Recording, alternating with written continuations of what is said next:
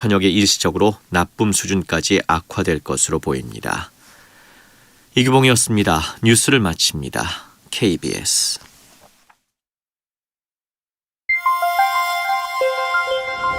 대한민국 중심 채널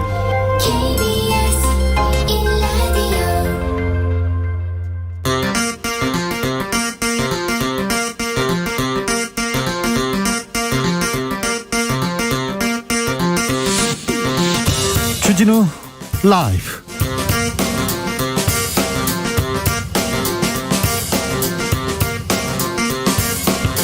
(2021년 12월 21일) 화요일입니다. 안녕하십니까, 주진우입니다.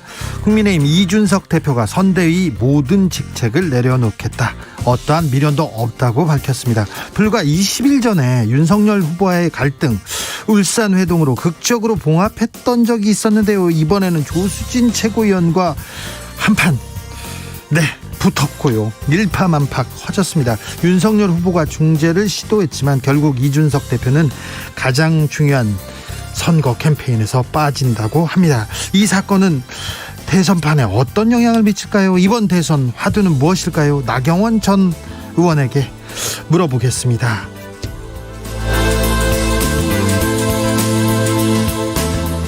민주당 이재명 후보는 마이클 샌델 하버드 교수와 공정과 정의에 대해서 논했습니다. 능력주의로 포장된 불공정 사회에서 실질적으로 공정과 평등이 가능하도록 하는 것이 정치의 역할이라고 밝혔는데요. 연간 50조 원 지역화폐 발행으로 소상공인 매출 회복 돕겠다고도 약속했습니다.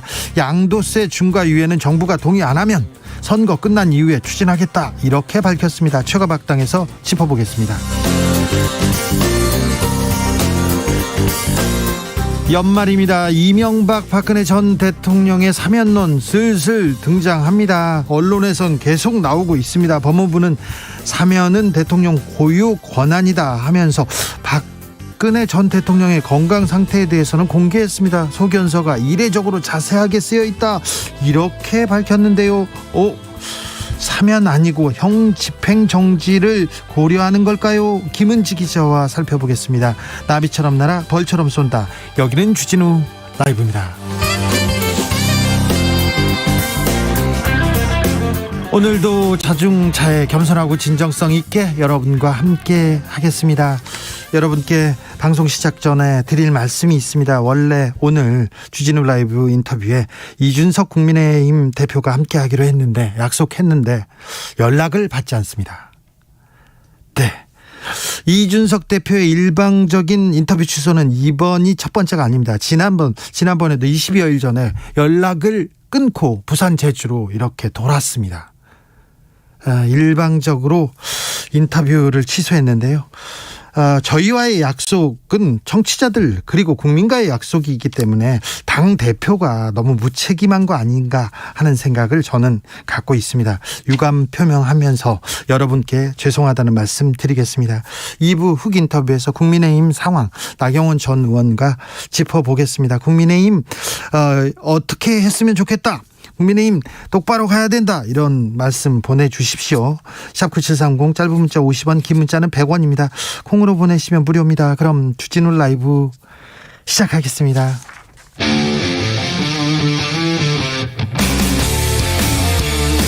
탐사보도 외길 인생 20년. 주 기자가 제일 싫어하는 것은?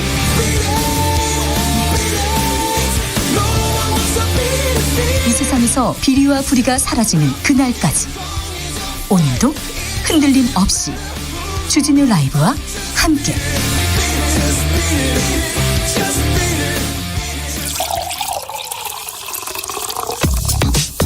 진짜 중요한 뉴스만 쭉 뽑아냈습니다. 주 라이브가 뽑은 오늘의 뉴스 주스.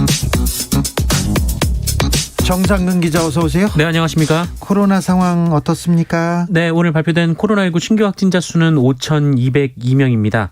어제에 비해서 이틀째 5,000명대 확진자고요. 또 지난주 화요일에 발표된 확진자 수에 비하면 350여 명 정도가 적습니다. 그러나 위중증 환자 수가 다시 네 자릿수로 올라왔습니다. 1,022명이 나왔는데요. 역대 두 번째로 많은 수치입니다. 오미크론 환자는요? 네, 크게 늘었는데요. 어제 하루 확인된 오미크론 확진자가 49명으로 누적 227명으로 됐습니다. 10,000명 나올 것이다, 20,000명 나올 것이다, 그렇게 걱정하지는 않아도 될 것 같습니다. 확진자 증가세가 조금 둔화된 거는 같아요. 네, 손영래 보건복지부 중앙사고수습본부 사회전략반장은 오늘 3차 접종과 방역 패스를 확대 시행한 효과로 최근 코로나19 유행 속도가 둔화한 것으로 나타났다라고 분석했습니다. 네. 확진자 규모가 매주 15에서 20% 정도 증가했었는데 지난 주말부터 며칠간은 증가율이 확연히 둔화된 양상이라고 말했습니다. 다만 감소 추세로 전환될지 여부는 아직 판단하기 이르다라고 밝혔습니다. 네. 또 확진자 중 60세 이상 고령층 비중이 감소한 것으로 나타났는데요. 이 60세 이상 확진자가 매일 2,000명에서 2,500여 명으로 전체 확진자의 35% 내외를 유지했었는데 현재 그 비중이 20%대로 작아져서 1,000명대로 내려왔다라고 합니다. 정부는 이런 추세가 두드러지면 중증 환자, 사망자 감소로 변화할 수 있을 것이다라고 기대했습니다. 네, 그렇게 돼야 될 텐데요. 소상공인을 대상으로 한 방역지원금 다음 주부터 지급된다고요? 네, 중소벤처기업부는 코로나19 소상공인 방역지원금을 오는 27일부터 지급할 예정이라고 밝혔습니다. 우선 영업시간 제한을 받는 소상공인, 소기업을 대상으로 1차 지급을 시작하는데요. 이번 방역지원금은 손실보상금과는 별개로 지급되는 것으로 약 320만 개의 소상공인, 소기업에 100만 원씩 3조 2천억 원 규모로 지급할 계획입니다. 네. 국민의힘 이준석 대표가 기자회견을 열었습니다. 네, 이준석 대표는 오늘 기자회견을 열고 선거대책위원회 내에 이 모든 직책을 내려놓겠다라고 밝혔습니다. 네. 이준석 대표는 상임 선대위원장을 맡고 있고요. 홍보미디어 총괄본부장을 맡고 있습니다. 미련은 없다. 선거는 후보가 책임지는 거다. 선거는 후보가 책임지는 거다. 그런 얘기도 했어요. 네, 이준석 대표는 회견을 통해서 이 선대위 구성원이 상임 선대위원장의 지시를 따를 필요가 없다라고 한다면 이것은 선대위 존재의 필요성을 부정하는 것이다라고 밝혔고요.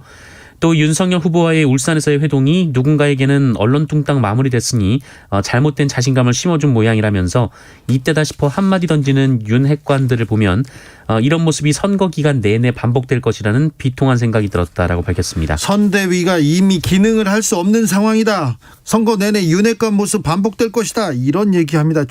조수진 의원 어떤 사과도 받아들일 생각 없다. 이렇게 얘기했는데 그리고 이틀 동안 수습하려는 사람도 없다. 마구 쏟아냈는데 조수진 의원하고 무슨 일이 있었던 건가요? 네, 어제 이 회의 석상에서 부딪혔다라는 뉴스는 이어졌는데요. 네. 그런데 어제 저녁 이 조수진 공보단장이 일부 언론인들에게 이준석 대표를 비방하는 이 가로세로 연구소에 영상을 보낸 것으로 확인됐습니다. 이 메시지를 받은 언론인이 이준석 대표에게 이 사실을 알린 것으로 보이는데요. 이준석 대표가 격노하면서 이 사과를 요구했고 이 조수진 공보단장은 사과했습니다만 여유가 없어서 벌어진 일이다라고 말하기도 했습니다. 이에 오늘 새벽 이준석 대표는 이 조수진 공보단장을 겨냥해서 사과 같지도 않은 사과를 해놓은 걸 보니 기가 찬다라며 더 크게 문제 삼기 전에 깔끔하게 거취를 표명하라라고 압박을 했는데 네. 거취 표명이 없자 이 본인이 자리에서 물러난 것으로 보입니다. 4988님이 국힘은 이제 본부장 문제가 아닌 정말 더 큰 문제가 터지고 말았네요. 다시 꼰대당으로 돌아가나요?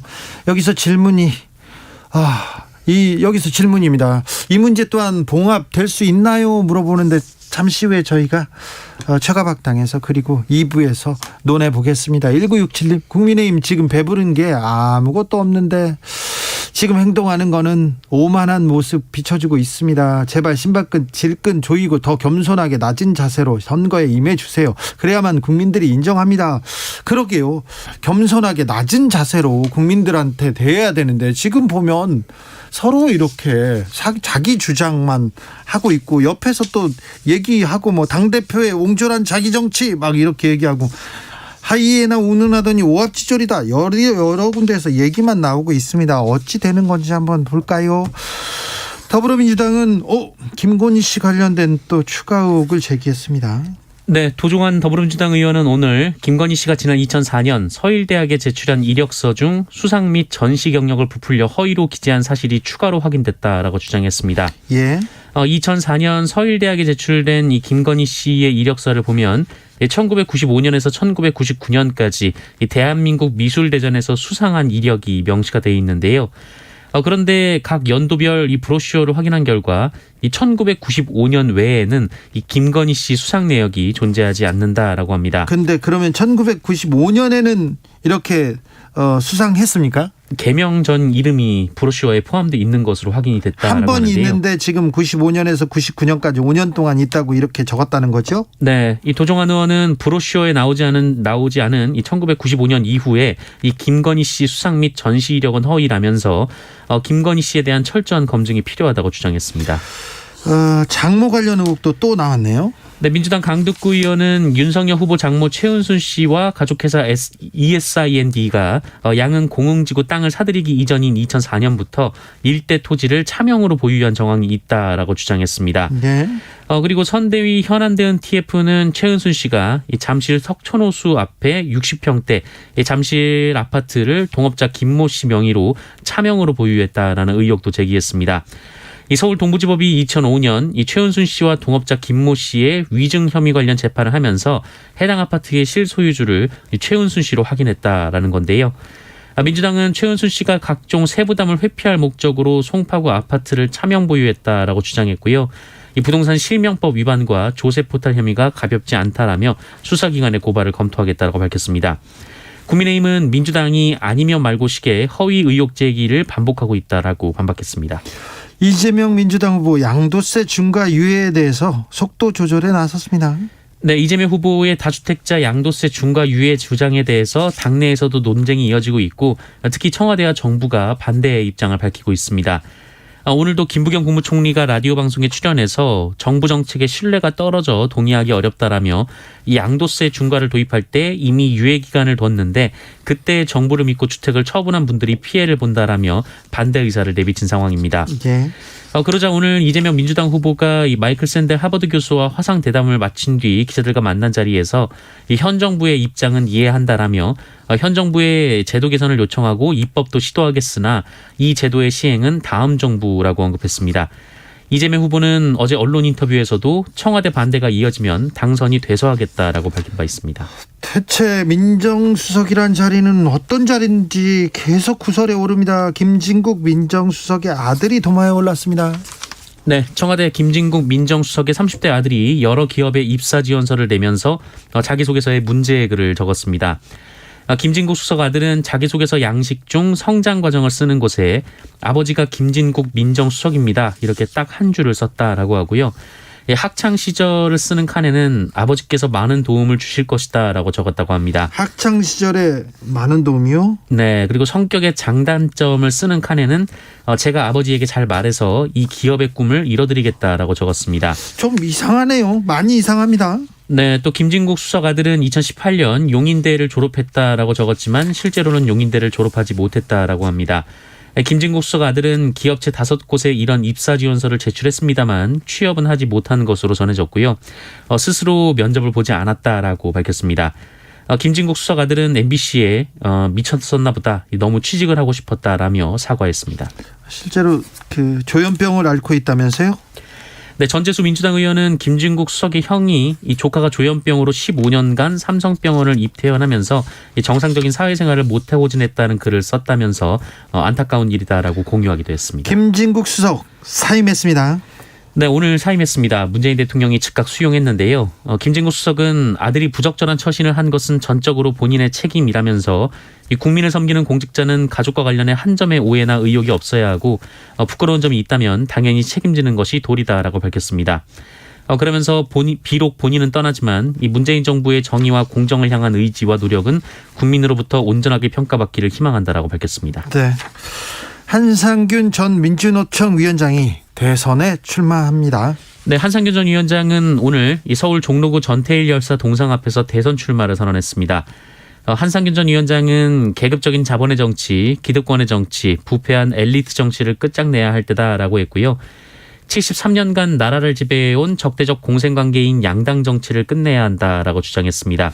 정의당, 진보당, 녹색당하고는 어떻게 되는 거죠, 그럼? 네, 민주노총과 정의당, 진보당, 녹색당, 노동당, 변혁당 등 5개 진보정당은 함께 대선 공동 대응기구를 구성했는데요. 추후에 단일 후보를 선출할 계획입니다. 한상균 전 위원장은 민주노총 대표로 이 경선에 참여할 예정입니다. 이소선 여사, 전태일 열사의 어머님입니다. 고 이소선 여사가 과거 감옥에서 고초를 겪었는데요. 무죄라는 재심 결과가 나왔습니다. 네, 이소선 여사는 1980년 5월 4일 고려대에서 열린 시국 성토 농성에 참여해서 노동자의 실생활을 알리는 연설을 했고요. 5월 9월에는 한국노총에서 노동 3권 보장을 요구하는 농성에 참여해 이 신군부 쿠데타 음모를 규탄하기도 했습니다. 그래서 감옥에 갔죠. 네, 계엄 포고 위반으로요. 계엄 보통 군법 회의에서 징역 1년을 선고받은 바 있습니다. 징역 1년을 살았습니다. 네, 이소선 여사는 고인이 되었지만 이 서울 북부지검은 올해 4월 이 사건에 대해서 직권으로 재심을 청구했습니다. 이 군사정권 당시 유죄가 확정된 판결에 대해서 법원 판단을 구해 이 민주화운동가였던 고인의 명예를 회복하겠다라는 취지인데요. 그리고 오늘 서울 북부지법은 고인이 집회에 참석한 행위는 헌정 질서를 수호하기 위한 이 형법 20조 정당 행위에 해당한다며 무죄를 선고했습니다. 공기업 면접을 보는데 공기업의 면접위원이 성차별적인 발언을 했네요. 네, 한 공기업 면접위원이 여성 사무직 지원자에게 결혼과 시부모 봉양, 육아 관련 질문을 했다가 국가인권위원회로부터 시정 권고를 받았습니다. 뭐라고 했습니까? 네, 여성에게 이런 얘기를 했는데요. 그 여성들이 직장에서 가정일 때문에 업무를 못 하는데 결혼해서 육아를 담당해야 하는 상황이라면 어떻게 대처할 것인가? 라는 질문을 던졌습니다. 그러자 이 여성 지원자가 여자가 가정일 때문에 직장에서 일을 못한다는 편견이 있는 것 같다라면서 그런 문제 없이 업무를 열심히 잘 수행해 나가겠다라고 답변했는데요. 그러자 이 면접관이 여기서 그치지 않고 질문 의도와 다르게 답변하고 있다라며 같은 내용을 다시 질문했다고 합니다. 네. 그러자 지원자가 남편과 가사 분담을 통해서 회사 업무 수행에 문제가 없도록 하겠다라고 답했습니다만 이 여성은 불합격이 됐고요. 이후 인권위에 진정을 제기했습니다. 그런데 이 외부 면접위원이 인권위 조사에서도 이 차별할 의도가 없었다라며 이 본인 배우자도 사회생활을 했는데 여성이 회사 일을 하면서 가정 일을 하는 것이 어려운 것임을 알고 있기 때문에 이런 질문을 한 것이다라고 주장했습니다. 그러면서 이 시부모님 일이나 애들을 키우는 것은 여성이 하는 것이니까 그런 부분에 대해 질문한 것이다라며 요즘은 남편도 가정일을 한다고는 하지만 출산이나 육아는 여성의 몫이다라는 뭐가 문제인지 전혀 모르는 듯한 답변을 하기도 했습니다. 이분 좀 교육을 다시 받으셔야 될 것 같아요. 이런 분이 면접위원이고 이런 분이 간부로 앉아 있으니까 출산이나 육아는 여성의 몫. 아직도 뭐가 뭔지 모르는, 뭐가 잘못됐냐 이런 얘기를 참 많이 걱정됩니다. 이런 분이 면접 볼까 봐 걱정됩니다. 네. 의류 수거함에서 영화의 시신이 나왔어요. 충격적이네요. 네, 올겨울 들어 가장 추웠던 지난 19일 밤 11시쯤 한 의류 수거함에서 태어난 지 얼마 되지 않은 걸로 보이는 남자아이가 숨진 채 발견된 일이 있었습니다. 이 수거업자가 헌옷을 확인하던 중에 아이를 발견하고 신고했는데요. 숨진 아이는 엄마 뱃속에서 7개월 정도 있다가 태어난 아이로 추정이 되고요. 발견 당시 탯줄이 달린 채 수건에 쌓여 있었다고 합니다. 해당 수거함은 일주일에 한 번씩 비워지는데 수거업자가 사건 발생 전에 마지막으로 수거함을 확인한 것이 지난 13일이었습니다. 아이가 길면 일주일이나 그 속에 있었다라는 건데요. 경찰은 근처 CCTV 등을 바탕으로 용의자를 쫓고 있는 한편 이 정확한 사망 원인도 확인할 예정입니다. 아유, 얼마나 추웠을까. 가슴이 아프네요. 주택에서 둔기를 휘두른 남성이 있습니다. 경찰이 테이저건으로 진압했습니다. 네, 서울 금천경찰서는 60대 남성을 재물손괴와 특수공무집행 방해 혐의로 붙잡아 조사 중입니다. 이 남성은 오늘 오후 2시 20분쯤 서울 금천구의 한 주택가에서 둔기를 휘두르며 다른 사람의 집 도어락을 훼손하고 경찰을 위협했습니다. 경찰은 이 남성이 둔기를 내려놓지 않자 테이저건을 쏴서 붙잡았는데요. 경찰은 이번 사건으로 다친 사람은 없다면서 자세한 사건 경위를 조사하고 있다고 밝혔습니다. 경찰한테 공권력에 이렇게 폭력으로 지금 대항하는 사람들이 있으면 그런 사람들은 단호하게 제압해야 됩니다. 테이저건으로 쏴서 경찰이 진압했습니다. 주스 정상근 기자와 함께했습니다. 감사합니다. 고맙습니다. 7073님께서 요즘 어린이 확진자가 느는 게 느껴져요. 아이 다니는 학원에서 확진자 나와가지고 검사받고 왔어요. 우리 2차까지 맞았는데 혹시나 걱정이 되는데요. 아이들이 확진되는 경우가 많아서요. 빨리 청소년들도 백신 접종을 해서 조금 안전해져야 될 텐데 그런 생각도 해봅니다. 백신 맞아도 걸리는데 그런 얘기 하시는 게 아닙니다. 백신 안 맞겠다는 트럼프 전 미국 대통령도 부스터샷까지 맞았다고 하지 않습니까? 그러니까 네, 백신 빨리 맞으셔야 됩니다. 3123님께서 혹시 이것도 이준석 대표의 또 다른 비단 주머니 아닐까요? 조 단장과의 갈등과 화해를 통해서 여권발 윤석열 후보 배우자 공격을 차단하려는 것 아닐까 하는 생각도 됩니다. 참 드라마틱합니다. 그렇게 깊은 뜻이 있는지 잘 모르겠습니다. 네. 8152님 질문 읽겠습니다. 간부와 깐부 발음 정확해 주세요. 발음 빼고 존경하는 진우형. 설마 면접관을 깐부라고 하는 건 아니죠? 간부였죠. 깐부가 아니고요. 네. 발음 말고 간부라고 했는데, 네. 간 보는 것도 아니었습니다. 네. 교통정보센터 다녀오겠습니다. 정현정 씨. 네, 이 시각 교통정보입니다. 현재 화요일 퇴근길인데요. 경부고속도로 서울 쪽으로 달래내 부근에서 반포까지 8km 구간 정체입니다. 더 가서는 안성휴게소에서 오산 부근까지 7km 구간 천천히 가고요. 안성분기점 부근 4, 5차로에서는 낙하물이 떨어져 있어서 처리하고 있습니다. 판교에서 판교분기점까지와 기흥 동탄에서 신갈분기점까지 퇴근길 정체 이어져 있고요. 반대 부산 쪽 상황은 주감휴게소 부근에서는 고장난 차가 서 있습니다. 남청주 부근에서는 작업을 하고 있고요. 신갈분기점에서 수원까지 2km 구간 정체입니다. 남해고속도로 이지선 김해 쪽으로는 감전 부근에서는 화물차 고장난 차 처리 작업이 지연되고 있습니다. 영동고속도로 강릉 쪽입니다. 안산에서 안산분기점까지와 신갈분기점까지 막히고요. 반대 인천 방향은 신갈분기점에서 속도 못 내고 있습니다. 군자분기점에서 영동선 시점 역시 천천히 갑니다. 안전한 퇴근길 되시기 바랍니다. KBS 교통정보센터에서 정현정이었습니다.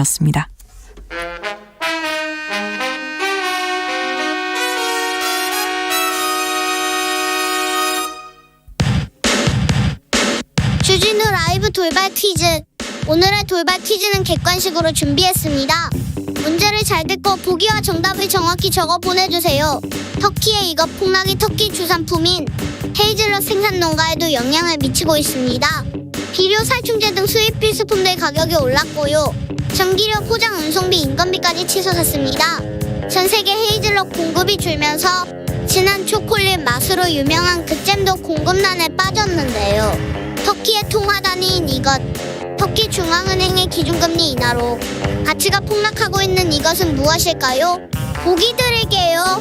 보기 1번 리라화, 2번 상평통보. 다시 한번 들려드릴게요. 1번 리라화, 2번 상평통보. 샵 9730 짧은 문자 50원, 긴 문자는 100원입니다. 지금부터 정답 보내주시는 분들 중 추첨을 통해 햄버거 쿠폰 드리겠습니다.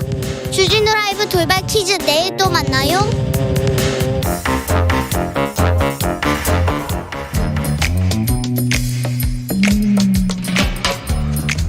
오늘의 정치권 상황 깔끔하게 정리해드립니다. 여당 야당 크로스 최가박과와 함께 최가박당. 여야 최고의 파트너입니다. 주진우 라이브 공식 여야 대변인 두 분 모셨습니다. 박성준 더불어민주당 의원 어서 오세요. 네, 안녕하세요. 최영두 국민의힘 의원 어서 오세요. 네, 안녕하십니까. 네. 최영두 의원님 지난번에 뉴스 보니까 예. 윤석열 후보 옆에서 밥 먹던데. 전략자문 안 했습니까? 전략자문. 그렇습니까? 네, 무슨 얘기 하셨어요? 전략자문위원회는 좀 신비로워야지 그거 다 이야기하면 되겠어요. 알겠어요. 예. 신비주의 좋아요. 아니 뭐 대기업들한테 자문할 때 다 공개합니까? 알겠습니다. 네. 밥은 누가 샀습니까? 밥은 당에서 샀을걸요. 당에서요? 네. 알겠습니다. 국민의힘이 소란스럽습니다. 그렇습니까? 네. 2987님 당 해체하고 재창당이 좋을 듯합니다. 지금 대선을 코앞에 두고요. 전명표님 이준석 입장 이해합니다. 도무지 당대표를 어려워할 줄 모르네요. 조수진 의원 잘못한 거예요. 나가야 할 사람은 조수진. 그런데 이준석 대표가 지금 모든 선대위 직책을 내려놓겠다고 합니다. 어떻게 얘기했는지 잠깐 듣고 올까요? 선대위 내에서의 모든 직책을 내려놓겠습니다. 그리고 선거를 위해 홍보 미디어 총괄본부에서 준비했던 것들은 승계해서 진행해도 좋고 기획을 모두 폐기해도 좋습니다. 단 하나의 미련도 없습니다. 당대표로서 해야 할 당은 성실하게 하겠습니다. 물론 울산에서 이 합의대로 당 관련 사무에 있어서 후보가 요청하는 사안이 있다면 협조하겠습니다. 저는 그것이 대표나 선대본부, 선대위원장에 대한 그런 어떤 비난이 아니라 잘못된 사실을 바탕으로 선대위 운영에 대해서 지적하는 것이라면은 선대위의 공보단장이 당연히 챙겨야 되는 부분이다 이렇게 생각합니다. 그리고 그 지시가 온당하지 않다고 하는 것은 본인 말대로 후보의 지시만 따르겠다는 것이고 그렇다면은 후보 비서실에 가서 일을 하는 것이 옳다 저는 그렇게 생각합니다. 후보 비서실로 가라. 그래서 조수진 단장한테 좀 불만이 많은가 봐요. 그런데 이준석 대표가 주진우 라이브 오늘 인터뷰하기로 했는데 그냥 연락을 안 받습니다. 그냥 사라져가지고 바로 나는 내려놓겠다고 얘기합니다. 저를 보십니까 지금? 네네. 예. 네. 다음 놈 이준석 대표가 이제 그동안 또 아마 약속을 했기 때문에 네. 빠른 시일 내에 다시 나오겠죠. 그러면 주진우 라이브에서 아주 그동안 이야기를 또 아니요. 더 재밌게 하지 않아요? 자, 선대 초등학교 때 배웠잖아요. 정당은 정권 획득을 목표로 한다. 그럼요. 그런데 가장 중요한 선거 앞두고 대표가 나는 이 선거 캠페인 참여하지 않겠다. 이게 무슨 뜻입니까? 자, 선대위가 우리도 작은 선거도 해보고 큰 선거도 옆에서 지원해보고 구경도 뭐 했지만 선대위가 딱 갖춰지면 선거가 끝납니다. 선대위가 이제 제대로 된다 싶으면 끝나는데 좀 약간 소란스러운 요란하긴 요란했습니다. 요란한 출발인데 근데 이제 저 당대표의 생각은 아마 이번 그 발표를 통해서 뭐 저는 말렸습니다만 발표를 통해서 좀 선대위를 혁신해야겠다. 지금 선거 캠페인을 좀 혁신해야겠다. 뭐 이런 생각을 하는 것 같아요. 그리고 당대표로서 역할 지금 당대표 역할이 큽니다. 우리 당원들을 교육한다든가 대학생 지부를 만든다든가 저변을 확대하는 게 계속 할 수 있기 때문에 그 홍보본부장의 문제는 조금 전에 이야기한 것처럼 기획한 거는 기획한 대로 아니면은 뭐 새로운 팀이 되게 좋다고 대표로서의 본인의 이제 지금 저변을 확대하고 특히 이제 20대 30대 당원 대학생 지부를 만드는 일 그런 데도 전념하겠죠. 근데 이제 분명한 것은 이게 이제 뭐 어제 있었던 일 또 이후에 지속된 일들이 이준석 대표 판단으로는 그냥 이렇게 넘어갈 일은 아니고 이번 기회에 한번 요란하게라도 어떤 선대위 내부의 어떤 혁신이랄까 이런 것이 필요하다고 생각하는 것 같습니다. 그래서 이런 것들이 이야기될 수 있도록 우리 또 당이 또 기밀하게 움직여야죠. 근데 좀 이거는 좀 예견되지 않았나 싶어요. 네. 저도 이제 뭐 국민의힘 내부의 얘기를 뭐 제가 이렇게 다 얘기하는 게 좀 맞는지 모르겠는데 전반적으로 이제 선대위가 꾸려지면 그 선대위 인선에 대한 그림을 통해서 이것이 어떻게 갈 것인지 예고가 되지 않습니까? 네. 그러면 선대위라고 하는 것은 후보 중심이고 이제 당대표 중심으로 이제 선대위원장이 이렇게 꾸려지는데 그 밑에 누가 일을 하느냐가 매우 중요해요. 그러니까 내부 살림은 사무총장이 하는 거고 큰 조직은 조직본부장이 하고 정책은 또 정책본부장이 하고요. 또 전략은 전략본부장이 하고 한 부분이 또 중요한 것 중에 하나가 뭐냐면 이런 공보단입니다. 네. 근데 이런 본부장들의 역할이 어떤 역할이냐면 경선을 할 때는 공격수들이 주로 중심으로 하게 돼 있어요. 예. 그런데 본선이 되고 이제 통합선대위가 됐을 경우에는 통합형이고 자기가 하고 싶은 말을 절제하면서 가야만 이 통합선대위가 꾸려지는 거거든요. 근데 제가 볼 때는 그러한 조직 인선에 있어서 오히려 공격수만을 좀 배치하다 보니까 실제 내부에 어떤 갈등 요소가 있지 않았나 싶고요. 예. 정치라는 게 네. 그런 갈등을 조정하는 그렇죠. 그런 네. 과정일 텐데 이 정치인들이 그 갈등을 조정을 못하고 합의를 못하고 계속 표출하고 있습니다. 7294님께서 최영도 의원님 포항 당원입니다. 이준석 대표 한두 살 먹은 애도 아니고 뭐 하겠다는 말인지요. 내려놓지 말고 탈당하라고 하세요. 얘기합니다. 1321님께서는 이준석 대표 고생 많이 하네요. 대표를 중심으로 뭉쳐도 부족한데 나이 어리다고 깔보는 연장자 의원들 다시 한번 생각해 봐야 합니다. 이렇게 얘기합니다. 최영도 의원님. 난감하긴 한데 그런데 우리 이제 이게 사실은 우리 당이 외인이 확 커졌지 않습니까? 이준석 당대표가 되면서 사실은 민주당이 부러워할 정도로 2030에 관심이 커졌고 네. 또 기존에 또 관성이라는 관성대로 있고 또 원내다 보니까 원내와 원내에 대한 이런 거 뭐 있을 수 있는 일이 있을 수 있고 또 캐릭터 간의 갈등도 있을 수 있고 한 것인데 어쨌거나 이준석 당대표가 이로 인해서 선대위가 이렇게 돼서는 안 된다라는 어떤 그런 마음 그리고 또 선대위원장이 당대표가 이 선대위원장을 맡고 있는데 거기에 말에 대해서 이렇게 말을 나온다는 것은 이건 좀 바로잡아야겠다라는 분명한 의사표시를 한 거고 그런 것으로 조정이 되겠죠. 윤석열 후보가 조수진 최고위원한테 사과를 하라고 해서 조수진 의원이 사과하기도 했어요.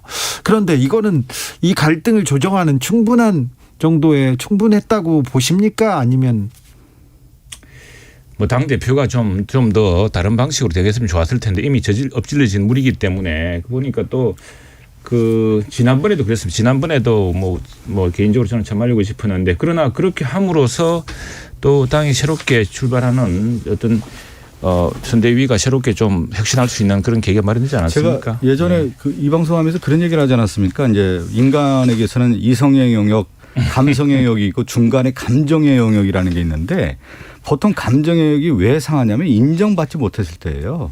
그러니까 당대표로서 자기의 어떤 위치라든가 그 유상에 대한 인정을 받지 못했을 경우에 이제 이런 일이 있는데요. 내부적으로부터 볼 때 이제 정치라고 하는 것은 크게 이제 국민을 바라보고 하는 측면이 있는 거고 또 하나는 정당이라고 하는 내부의 논리가 있는 거고 또 하나는 뭐냐면 개인에 대한 충성에 대한 논리가 있는데 이 대선 과정에서 국민, 정당 그리고 개인, 후보 이게 이제 같이 맞물려서 가면 상당히 문제가 없는데 실질적으로 내부의 정치를 하다 보면 후보 중심으로 가다 보면 후보에 맞는 얘기를 하다 보면 이러한 이제 조직의 힘이라고 하는 정당 힘과는 별개로 갈 수 있는 가능성이 있는 거거든요. 여기서 이제 제가 볼 때 좀 간극이 생기지 않았나 싶은 생각이 좀 들어서 그러다 보니까 이제 선대위 구성원들이 이제 조수진 단장이 있죠. 이준석 대표에게 항명을 한 거 아니겠습니까? 정당의 당대표의 지시를 따르지 않겠다라고 하는 것은 선대위원장을 따르지 않겠다라는 그런 어떤 내부 갈등이 이제 이미 골물대로 골맞고 이제 터졌다고 볼 수가 있는 것이죠. 네. 예. 장제원 의원이 한마디 또 썼어요. 이 장제원 의원은 윤핵관으로 불리는 사람인데 당대표의 옹졸한 자기 정치가 선대위를 이기적으로 만들었다 이렇게 얘기합니다. 아까 이준석 대표가 기자회견에서 이틀 동안 수습하려는 사람도 없었다 하면서 그리고 윤핵관 선거 내내 이런 모습 반복될 것이다 이렇게 또 불만을 제기하기도 했었는데요. 최영도 의원님 좀 슬퍼 보이세요 오늘? 이준석 대표로서는 이제 그런 걱정을 할 수가 있겠죠. 당 대표 아닙니까? 그리고 우리 젊은 또 유권자들이 또 당원 지지자들이 볼 때는 이거 참 이 좀 뭔가 체질을 바꾸지 않고서 이런 식으로 하는가 싶기도 할 거고. 근데 사실 이게 모든 이런 이제 악마는 아주 구체적인 상황에 있는 겁니다. 구체적인 상황이라는 것이 이렇게 봅니다. 지금 뭐 후보와 또 후보 가족 뭘 둘러싼 여러 가지 그리고 당 내부를 둘러싼 여러 가지 이제 언론 보도가 있고 이 언론 보도에 대한 대응을 하고 사실 공보단장이라는 게 힘든 자리입니다. 굉장히 그 스트레스도 많고 이 공보에 대응에 대해서 이제 논의하다가 공보단장이 뭐 여러 스트레스를 많이 받았겠죠. 뭐 이렇게 이제 한번 돌발 발언을 한 것이 이제 사연이 되고 또 그 뒤로 뭐 비단 이뿐 아니라 여러 가지 의구심이랄까 뭐 이런 것들 등이 이제 번진 것 같은데. 어쨌거나 뭐 이 기회가 이게 사실 환부가 그냥 골마 들어가는 것보다 한번 터지는 것도 괜찮습니다. 근데 너무 자주만 안 되는데 네. 일부러 뭐 다른 글로벌 기업에서는 레드팀을 만들어서 일부러 거꾸로 가보기도 하고 한다는데 빨리빨리 수습돼야죠. 수습될 테고 될 겁니다. 어떤 위기가 오면 이제 위기 관리라는 게 있지 않습니까? 위기 관리는 어디서 오냐면 사람 관리에서 오고 이제 조직 관리에서 오는 건데 저는 근본적인 원인이 이제 그 국민의힘의 윤석열 후보가 이러한 능력을 가지고 국민의힘의 어떤 비전을 보여주는 그런 정치의 역량을 발휘한다고 하면은 내부 갈등은 줄어들게 돼 있는 거거든요. 그렇지만 이것을 타파할 수 있는 타개할 수 있는 정치적 리더십이 확보되지 않았기 때문에 근본적인 문제가 나왔다. 그러니까 위기 관리, 사람 관리가 안 되는 것이죠. 그리고 윤석열 후보가 그런 리더십을 확보하기가 어려웠기 때문에 누구를 내세운 거냐면 김종인 위원장이라든가 또 20, 30대를 대변할 수 있는 이준석 대표를 내세워서 같이 갈 수밖에 없는 구조가 됐는데 그렇다고 하면은 이준석 대표를 인정을 해줘야 되는 거거든요. 그 내부에서도. 왜 그러냐면 윤석열 후보의 그 부족함을 채워줄 수 있는 게 이준석 대표의 역할이거든요. 근데 이 부분을 인정하지 않으니까 이준석 대표의 존재 가치가 설 수가 없는 거고 존립 가치가 돼 있지 않는 것이죠. 그러니까 이러한 모든 관리에 있어서의 위기 관리라 조직, 사람 관리를 타파할 수 있는 것은 후보의 리더십인데 윤석열 후보가 리더십을 확보하기에는 능력 면에서 부족한 것이 그대로 드러난 것이 이번 사태다 이렇게. 자, 이게 보면 이제 크게 보면 이렇습니다. 사실 윤석열 후보는 이제 입당할 당시 입당도 상당히 생각보다 빨랐지 않습니까? 네. 제가 보기에는 그렇습니다. 이게 제 개인적인 판단인데 입당을 빨리 한 건 사실 이준석 대표의 당선 그리고 이준석 대표 체제, 이준석 대표의 혁신. 그 사실은 우리 당은 이준석 대표라는 젊은 당 대표와 새로운 당의 혁신이 한 축이고 그다음에 여기에 정말 국민적인 열망을 얻고서 사실은 뭐 1년 전 뭐 얼마 전만 하더라도 누가 윤석열 후보가 대통령 후보가 될 줄 알았겠습니까? 네. 그런 국민적 열망을 얻고서 등장한 윤석열 후보라는 두 축으로 군영돼 갑니다. 그래서 이 사회에 대해서는 저는 뭐 두 사람의 굳건한 신뢰에 사실은 윤석열 후보가 빨리 입당하게 된 것도 이준석 대표의 바람이 불러온 당의 변화. 그래서 이 당으로서 한번 정권 교체를 해볼 수 있겠다는 본인의 결단 뭐 이런 것들이 결부된 것이기 때문에 중간에는 사실 후보나 대표는 전부 바쁜 사이입니다. 바쁜 사이인데 이 사이에 여러 가지 뭐 오해가 있을 수도 있고 뭐 이럴 수 있는데 두 사람 사이는 오해가 없을 거라고 보고 곧 뭐 후보가 또 김종인 위원장이 이 사태를 해결할 거라고 생각합니다. 근데 항상 문제가 되냐면요. 후보나 이 당대표 뭐 이렇게 둘에는 문제가 없을 수가 있는데 권력은 내부 투쟁과 권력 투쟁에 있는 거거든요. 그렇기 때문에 이준석 대표 입장에서 봤을 때 이제 윤핵관, 윤석열 측 핵심 관계자라고 하는 부분이 있는 거고 그 윤핵관을 대변한 게 누구냐면 조수진 공보단장인 겁니다. 네. 거기에서 나온 것이죠. 그러니까 리더십 자체가 그렇습니까? 예?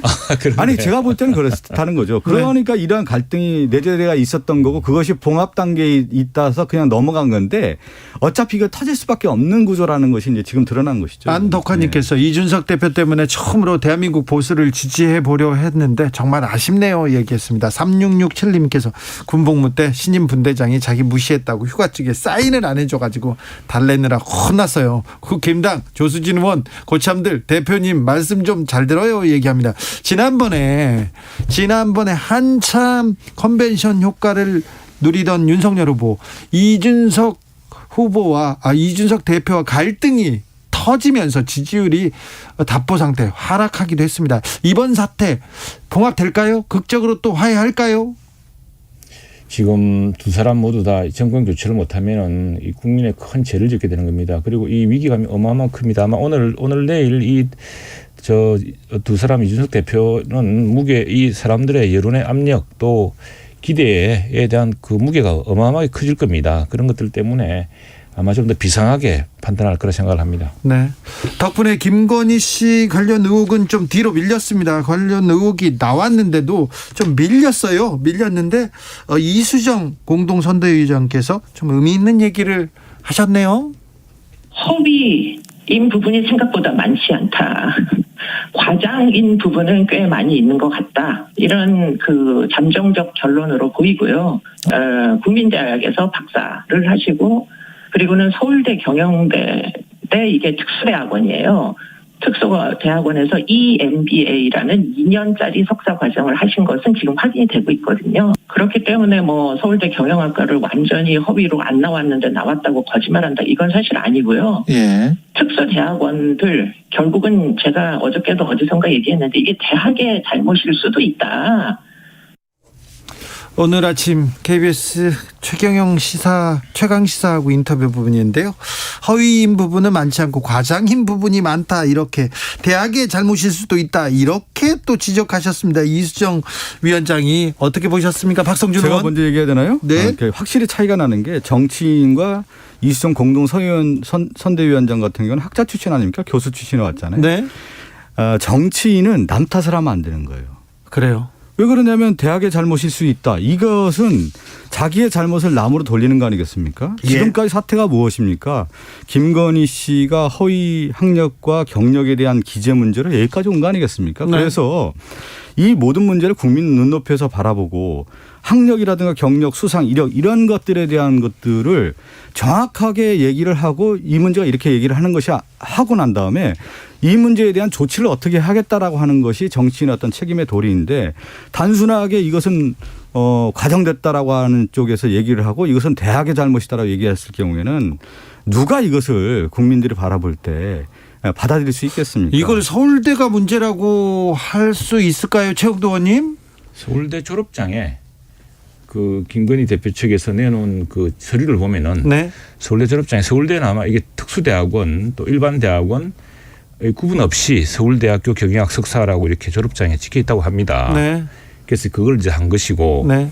또 여기에 대해서는 뭐 서울대 MBA 과정이 어떤 과정이다 또 설명도 있는데 그걸 떠나서 지금 이게 허위 학력과 경력에 있으면 민주당이 가만두겠습니까? 지금 고발하고 여러 번 벌써 고발했겠죠. 아니 가만히 있지는 않아요. 가만히 있지 않고 지금 계속 문제 제기하고 고발도 하고 있지 않습니까? 그런데 네. 이제는 이렇게 봅니다. 이분이 지금 결혼한 지 몇 년 됐죠? 10년 정도 된 것 같죠? 2012년 3월에 결혼했습니다. 2012년에 결혼했습니다. 네. 안 되고 이제 당시에 늦게 결혼했던 검사, 당시로서는 뭐 서울지검장도 아니고 아무것도 아닌 검사였습니다. 이게 검사였고 그 전에 이미 이 김건희 대표라는 분은 상당히 이 전시업계에서는 아주 흥행 보정 수표 같은 사람이었습니다. 제가 이걸 왜 아냐 그러면은 우리 국정감사 때 문체위의 민주당 의원들과 또 열린당 의원이 뭐 이 부분 가지고 어마어마하게 파고들었어요. 그래서 예술의 전당이나 이런 분들한테 아니 그 공연 전시해 주는데 전시관 빌려주는 게 특혜 아니냐 이렇게 다 따져 묻었죠. 이 민주당 정부 내에서. 그런데 당시 이야기가 다 적부박이 이루어졌고 공연 전시업계 내에서는 나름대로 흥행 보정 수표여서 우리가 부득이 갑자기 그 전시하기로 하는 전시업체가 부도를 내는 바람에 그걸 그냥 놀려두면 공실이 되면은 손실이 생기니까 급하게 하던 관행대로 해서 했는데 그때 제일 인정받은 분이라고 저는 사실은 이 김건희 대표에 대해서는 언론사가 제일 잘할 거라 생각합니다. 우선 이분이 아마도 우리가 대통령이 된다면은 대통령 부인으로서는 그 직장을 다니다가 사업을 하다가 때는 아마 첫 번째 사례가 될 겁니다. 그러니까 이전에 이희호 여사가 계셨는데 이희호 여사는 여성운동을 하셨고 지금 우리 대통령 후보 중에 무슨 사업이나 무슨 말하자면 커리어 우먼으로서의 역할을 해보신 분들이 별로 없습니다. 근데 첫 번째 사례인데 커리어 우먼으로서 굉장히 성공적인 사람이었다. 그건 언론사들이 한번 검증을 해보시라. 왜냐하면 KBS도 같이 전시한 적이 있고 뭐 신문사, 방송사 다 있습니다. 만일 그 언론사들이 그렇게 실력 없는 사람이 당시에 평검사하고 결혼도 하기 전인데 그 사람 뭘 믿고 무엇 때문에 그 같이 전시를 했겠습니까? 그런 실력을 바탕으로 한 것이고 그다음에 그 실력까지 오르기 위해서 본인이 자기 개발하고 본인이 노력하고 본인이 돈 써가지고 공부하고 했던 그 경력들을 가지고 그것을 허위 학력이다 허위 경력이다 주장을 하시는데 그 정도 됐으면 민주당이 가만히 있었겠습니까? 자, 근데 최영도 의원님. 최영도 의원님 하버드에서 공부하셨죠? 네네. 하버드에서 어떻게 공부하셨어요? 얼마나 공부하셨어요? 저는 MPA라는 과정 공부를 했죠. 그래가지고 공부 오래 하셨죠. 예, 석사님. 아니, 근데 저도 수고 1년 과정입니다. 아니, 근데 하버드대 이렇게 한번 견학 오는 사람들 있잖아요. 저도 간 적이 있거든요. 그래서 견학을 공부했다고 하면 안 되는 거죠. 그냥 견학이라고 써야 되죠. 단기 연수라고 써서 연수는 가는 거 쓰지 않았습니까? 왜냐하면 그것은 그걸 가지고 이분이 설마 그 갔던 걸 가지고서 뉴욕대 졸업이라 썼습니까? 안 썼습니까? 그렇게 안 썼습니다. 연수라고 쓰셨죠. 그런데 서울대학교에서 이 과정을 보낼 때 그 코스에 그렇게 했다는 것이고 그다음에 제가 그 하버드 케네디 스쿨 있을 때 보니까 그 로스쿨 같은데 이렇게 1개월 단위로 그 여러 대학원 석사 과정에서 옵니다. 그렇게 해서 그 연수하는 것인데 그래서 그 과정에 최 의원님, 그거는 잠깐만 제가 말씀드릴게요. 제가 그래서 이거 하나만 말씀드릴게요. 자, 자기 개발을 하기 위해서 돈을 써서 외국 가서 이거 국내에서 서울대학교 경영대학원 특수대학원 과정에서 제공한 과정의 일부였던 것이고. 그걸 가지고 지금 다른 그 얘기를 안 하고요. 그랬습니까? 제가 김건희 씨 관련된 부분이 이분이 이제 학교 교수 활동을 한 거 아니겠습니까? 겸임 교수. 어쨌든 허위 경력 이재라든가 뭐 여러 가지 이제 이런 의혹이 지금 나오고 있는데 이 문제를 교수 출신이었던 김종인 위원장하고요, 김병준 위원장이 어떤 생각을 하고 있는지 한번 여쭤보세요. 그렇죠. 아니 제가 좀 말씀드리고요. 학교에서 허위 이력 기재 자체가 탈락사유고요. 문제가 큰 겁니다. 그것을 우리가 허위 이력인지 아닌지도 모르면서 지금 허위 이력이었으면 지금 나오고 있지 않습니까? 이력들이 계속 나오고 있지 않습니까? 저 세세하게 따지기는 싫은데 교회를 10년 동안 안 가신 분이 교회 갔다가 우겼다가 들통나니까 지금 뭐 여기 뭐 교회 저 여름 학교 캠프 같은 걸 가지고 무슨 뭐 신학대학원 나왔다 우긴다 그런 식으로 이야기하는데 그렇게 이야기하시면 안 되죠. 지금 아까 최 의원님이 또 그런 얘기를 했잖아요. 그 커리어 우먼으로서 이 대통령 후보의 부인은 이제 첫이다 이렇게 얘기를 했는데 우리나라 대통령 후보의 부인 중에 이렇게 의혹이 제기된 사람이 누가 있습니까? 처음 역사 이래 우리나라 대통령 그 민주당이 계속 공격하고 검증하고 있지 않습니까 지금? 최 의원님 이거에 대해서는 정말 겸허하게 받아들이고요. 인정할 거 인정하고 국민에게 이게 사과를 해야 하는 것이 사과하고 그렇게 가는 것이 검증하고 민주당도 검증하고 다 검증합시다. 최영도 의원님 점잖은 최영도 의원님 목소리가 높아지셔서 왜냐하면 지금 민주당 수법이 이런 식이에요. 예전에 기양건설 때부터 다 우리 주변에 앵커도 알지 않습니까? 기양건설 전부 가짜였죠. 그다음에 무슨 김대업도 사기였죠. 자 얼마 전에 반기문 총장 인터뷰 보니까 반기문한테 20만 달러 줬다고 그것도 가짜였죠. 전부 이런 식으로 나는 이번에 분명히 좀 고발하시고 가지고 고발이 잘못되면 무고로 책임지는 그래서 이 선거판을 이렇게 무책임하지는 말자 이렇게 하고 싶습니다. 제가 볼 때는 이렇게 됩니다. 당내 분란의 가장 근본적 원인이 어디 있겠습니까? 이준석 대표가 지금 이렇게 되는 문제. 제가 볼 때는 이 김건희 씨의 문제를 어떻게 할 것이냐에 대한 어떻게 대응하느냐에 대한 걸 가지고 하는 거예요. 그러니까 뭐냐면 그렇다고 제가 없는 사실을 이야기하는데 그러니까. 그걸 지금 무슨 그러니까 그래서 이수정 교수 이야기하잖아요. 얘기한 것처럼 문제가 없다고 하면 심플하게 끝날 문제죠. 지금 얘기한 것처럼. 그렇지만 정치권 안에서 봤을 때 언론에서 봤을 때 시민단체에 봤을 때 문제가 있다라고 지금 계속 지적하고 있지 않습니까? 그랬을 경우에 당내에서 이 문제를 어떻게 처리할 건가에 대한 방향성에 대한 논의를 가지고 논쟁이 붙는 거 아니겠어요? 그래서 이것이 지금 국민의힘의 당내 분란의 요소가 된 겁니다. 그것을 파악을 하신 다음에 얘기를 하시는 게 마땅하다고 보여요. 저는요. 아니 그게 그 정도 문제가 되면 우리 당에서 가만히 있겠습니까? 네. 예. 그리고 지금 아무튼 이수정 교수 이야기했지만 민주당이 제기한 것들 전부 저희들 팩트 체크했죠. 당내에서 난리 났다고 지금 팩트 체크 안 했겠습니까? 해봤더니 그렇게 볼 사연이 아니다라고 지금 우리가 판단하고 있는 거거든요. 그러니까 아무 문제가 없다라고 얘기하는 것이 국민들이 받아들일 수 있을까요? 그것은 알겠습니다. 여기까지 할게요. 끌어놓고 아무튼 이 문제만 나오면 이 문제는 명백하게 밝혀야 됩니다. 알겠어요. 진짜로. 이 문제만 나오면 국민의힘에서 의원들이나 점잖은 저영도 의원님도 목소리가 높아졌어요. 자, 우리 지금까지 수법 볼까요? 비양건설, 한인을 돈 받았다 이런 사기를 해왔던 사람들 아닙니까? 그것도 다시 얘기할 시간이 있어야 되는데 나중에 하겠습니다. 남정호님께서 솔직히 이수정 씨가 이야기한 거 이해합니다. 그런데 윤석열 후보에게 적용하기는 힘들 것 같아요. 지금까지 윤석열 후보가 검사일 때 처벌했던 내용과 완전히 비슷한 내용이잖아요. 그래서 그냥 지나칠 수 없습니다. 이렇게 얘기하고요. 비슷한 내용으로 고발장을 쓰세요. 빨리 그러면. 네. 그렇게 좀 하세요. 민주당이요. 2989님 민주당 선대위원장 아닙니다. 2989님 이수정 선대위원장님 우리는 그걸 허위로 부르기로 했어요. 이력서 과장은 과장이라고 따로 부르지 않고 허위라고 합니다. 이력서 허위 기재하신 겁니다. 허위 기재죠. 자, 어제 이재명 후보가 저희한테 와서 인터뷰해가지고 공약에 대해서 엄청나게 얘기를 하고 갔어요. 오늘은 마이클 샌델하고 공정에 대해서 얘기를 했죠. 그 기사 안 나오네요. 네. 마이클 샌델 기사 지금 나오고 있습니다. 나오고 있고요. 나오고 있으나 이준석 대표 기자회견으로 거의 묻힌 것 같습니다. 아니 그래도 지금 가장 큰 의미가 뭐냐면 우리 사회가 이제 가야 할 방향 중에 하나가 이제 공정이라고 하는 부분이 있지 않겠습니까? 정의라고 하는 얘기에 대해서 이제 마이클 샌델과 함께 또 얘기를 했고 특히 그 이재명 후보가 이제 마이클 샌델의 핵심적인 게 하나가 뭐냐면 이제 우리가 생각하는 이제 공정이라고 했을 경우에 능력주의 아니에요. 능력을 통해서 내가 어떤 성취를 했을 경우에 그것이 응당한 대가를 받아야 된다라고 하는 것이 이제 정당한 논리인데 실제 그 능력주의 안에는 뭐가 있냐면 불공정성, 불평등성에 대한 부분이 내재해 있다는 겁니다. 그래서 이 부분을 얼마큼 이제 우리가 제도적으로 보완하고 청년들에게 더 기회를 줄 것인지 이것을 고민해야 되고 그것은 뭐냐면 정치권에서 민주주의 체제 하에서의 사회적 연대를 통해서 사회 약자에 대한 보호 이런 부분들에 대해서 진지한 토론회 장을 마련했기 때문에 저는 상당히 의미가 있고요. 또 이재명 후보 또 마이클 샌델 교수 또 샌델 교수의 이재명 후보 간의 심도 있는 토의를 통해서 또 이재명 후보가 많이 배웠길 바랍니다. 예. 네. 정의가 무엇인지 공정이 무엇인지 좀 제대로 좀 배워주시길 바랬고요. 네. 예. 그 부분에 대해서는 저희들 할 말이 많죠. 지금 마이클 샌델 교수로 이야기하지 말기 안 좋은 게 아니라 마이클 샌델 교수하고 그건 참 좋은 기회로 생각합니다. 역시 그 좋은 기획이죠. 민주당이 기획력이 앞서는구나 이렇게 생각을 했는데 근데 뭐 참 기획만 좋으면 뭐 합니까? 내실이 실질이 그래야 되는 것이고 지금 뭐 바로 그 마이클 샌델이 이야기한 정의로운 내 때문에 지금 이 정부가 이렇게 망한 것입니다. 조국 교수의 그 보시고 다음에 오늘 그만뒀지만 그 민정수석 아들은 또 뭐 하는 짓입니까 그게?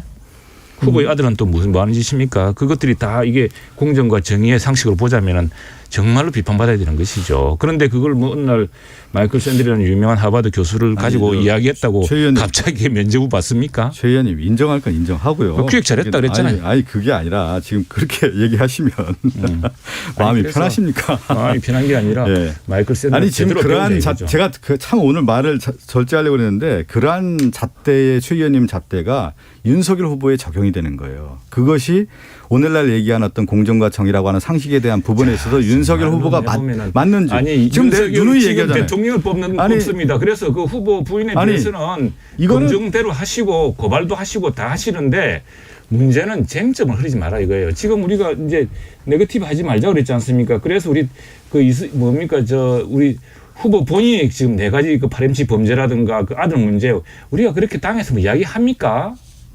그런데 지금 민주당은 지금 보면은 저 과장된 의혹을 저 하면서 무슨 뭐 역사에 없는 영부인이 나올 거라는 엉뚱한 소리하고 온 동네에 펜수막 붙이고 그게 정말 공정한 태도입니까? 아니, 그런 이야기를 하는 거예요, 제가. 아니 그 윤석열 후보와 그 부인 또 장모에 대한 부분은 매우 중요한 문제죠. 왜 다 그러냐면 털어야죠. 예, 이 문제에 대해서 조사를 하고 거기에 따른 문제가 있다면 응당한 지난 몇 년간 탈탈 털지 않았습니까? 그래서 이제 장모는 구속까지 됐었어요. 제가 예. 말씀하는데 많이 얘기를 하시네요 오늘.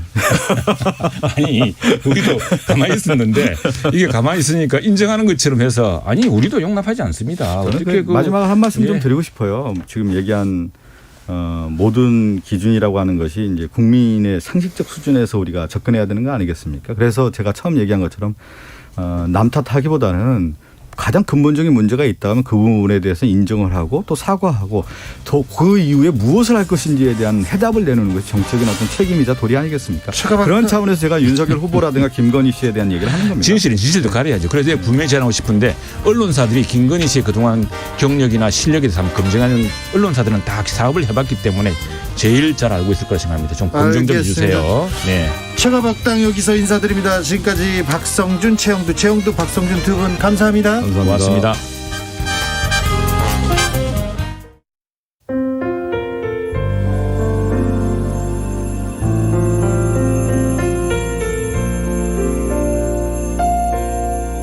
KBS 라디오 연중기획 희망충전 대한민국 461번째 이야기. 안녕하세요. 아나운서 이현주입니다. 13살 정연이는 오늘도 휠체어에 앉아서 창밖의 겨울 풍경을 하염없이 바라봅니다. 태어나자마자 뇌병변 장애가 생겼고 5년 전에는 교통사고로 사지마비가 온 정연이. 혼자서 움직일 수 없는 정연이와 한 살 터울의 누나를 극진히 보살펴주는 사람은 유일한 가족인 할머니뿐입니다. 할머니는 갑작스런 교통사고로 아들을 먼저 떠나보내고 며느리마저 집을 나간 이후로 집안의 가장이 될 수밖에 없었는데요. 오랫동안 지병으로 고생하면서도 절대 병원에 가지 않고 있습니다. 행여나 입원이라도 하게 되면 손주들에게 짐이 될 것 같아 두렵기 때문입니다. 어려운 형편 속에서도 서로를 의지하며 살아가는 정연이네 가족에게 여러분이 따뜻한 응원을 보내주세요. 여러분의 따뜻한 손길이 희망의 빛이 됩니다. ARS 060-700-1580 060-700-1580 한 통화 3,000원으로 희망을 선물해 주세요. KBS 라디오 연중기획 희망충전 대한민국은 초록우산 어린이재단, 인탑스 주식회사 그리고 청취자 여러분과 함께합니다. ARS 060-700-1580 한 통화 3,000원입니다.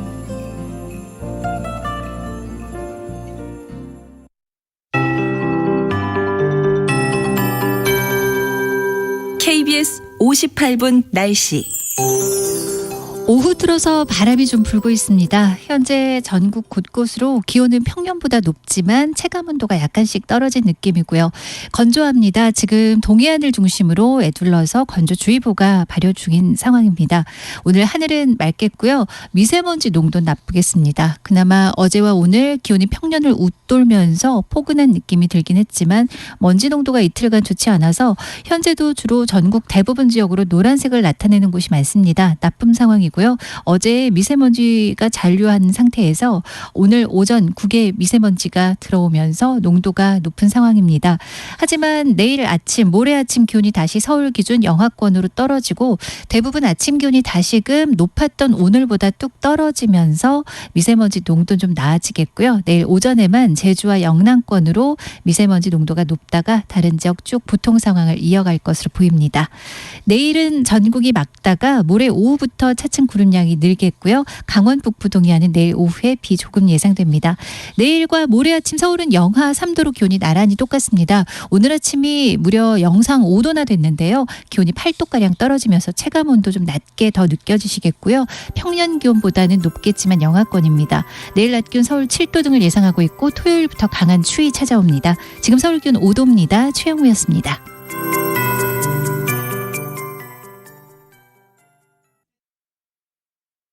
정성을 다하는 국민의 방송 KBS가 6시를 알려드립니다. AM 711kHz, FM 97.3MHz, KBS 1라디오입니다. HLKA.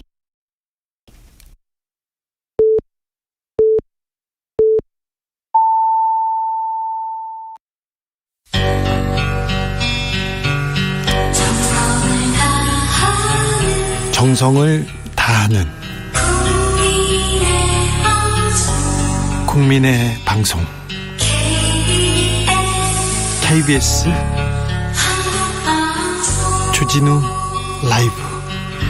그냥 그렇다고요. 주진우 라이브 2부 시작했습니다. 지역에 따라 2부부터 듣고 계신 분들 계시죠? 잘 오셨습니다. 1부가 궁금하거나 어제 이재명 후보 주진우 라이브 인터뷰 궁금하다 싶으면 유튜브에서 주진우 라이브 검색해서 다시 들으시면 됩니다.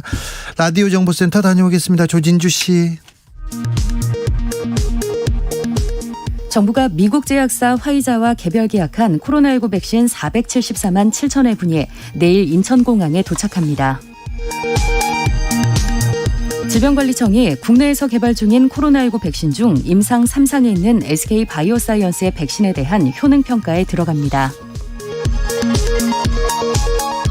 김부겸 국무총리는 코로나19 방역과 관련해 의료 대응 여력을 확충하고 백신 접종을 가속화하는 일에 집중함으로써 단계적 일상 회복의 길로 다시 들어서는 토대를 탄탄히 다지겠다고 말했습니다. 국민의힘 선거대책위원회 공동 상임선대위원장인 이준석 대표는 상임선대위원장직에서 물러나겠다고 밝혔습니다. 국민의힘 선대위 공보단장인 조수진 최고위원은 이유를 막론하고 제가 정말 송구하게 됐다며 이준석 대표가 여러 가지 다시 생각하시고 많이 살펴주셨으면 좋겠다고 말했습니다. 지금까지 라디오 정보센터 뉴스였습니다.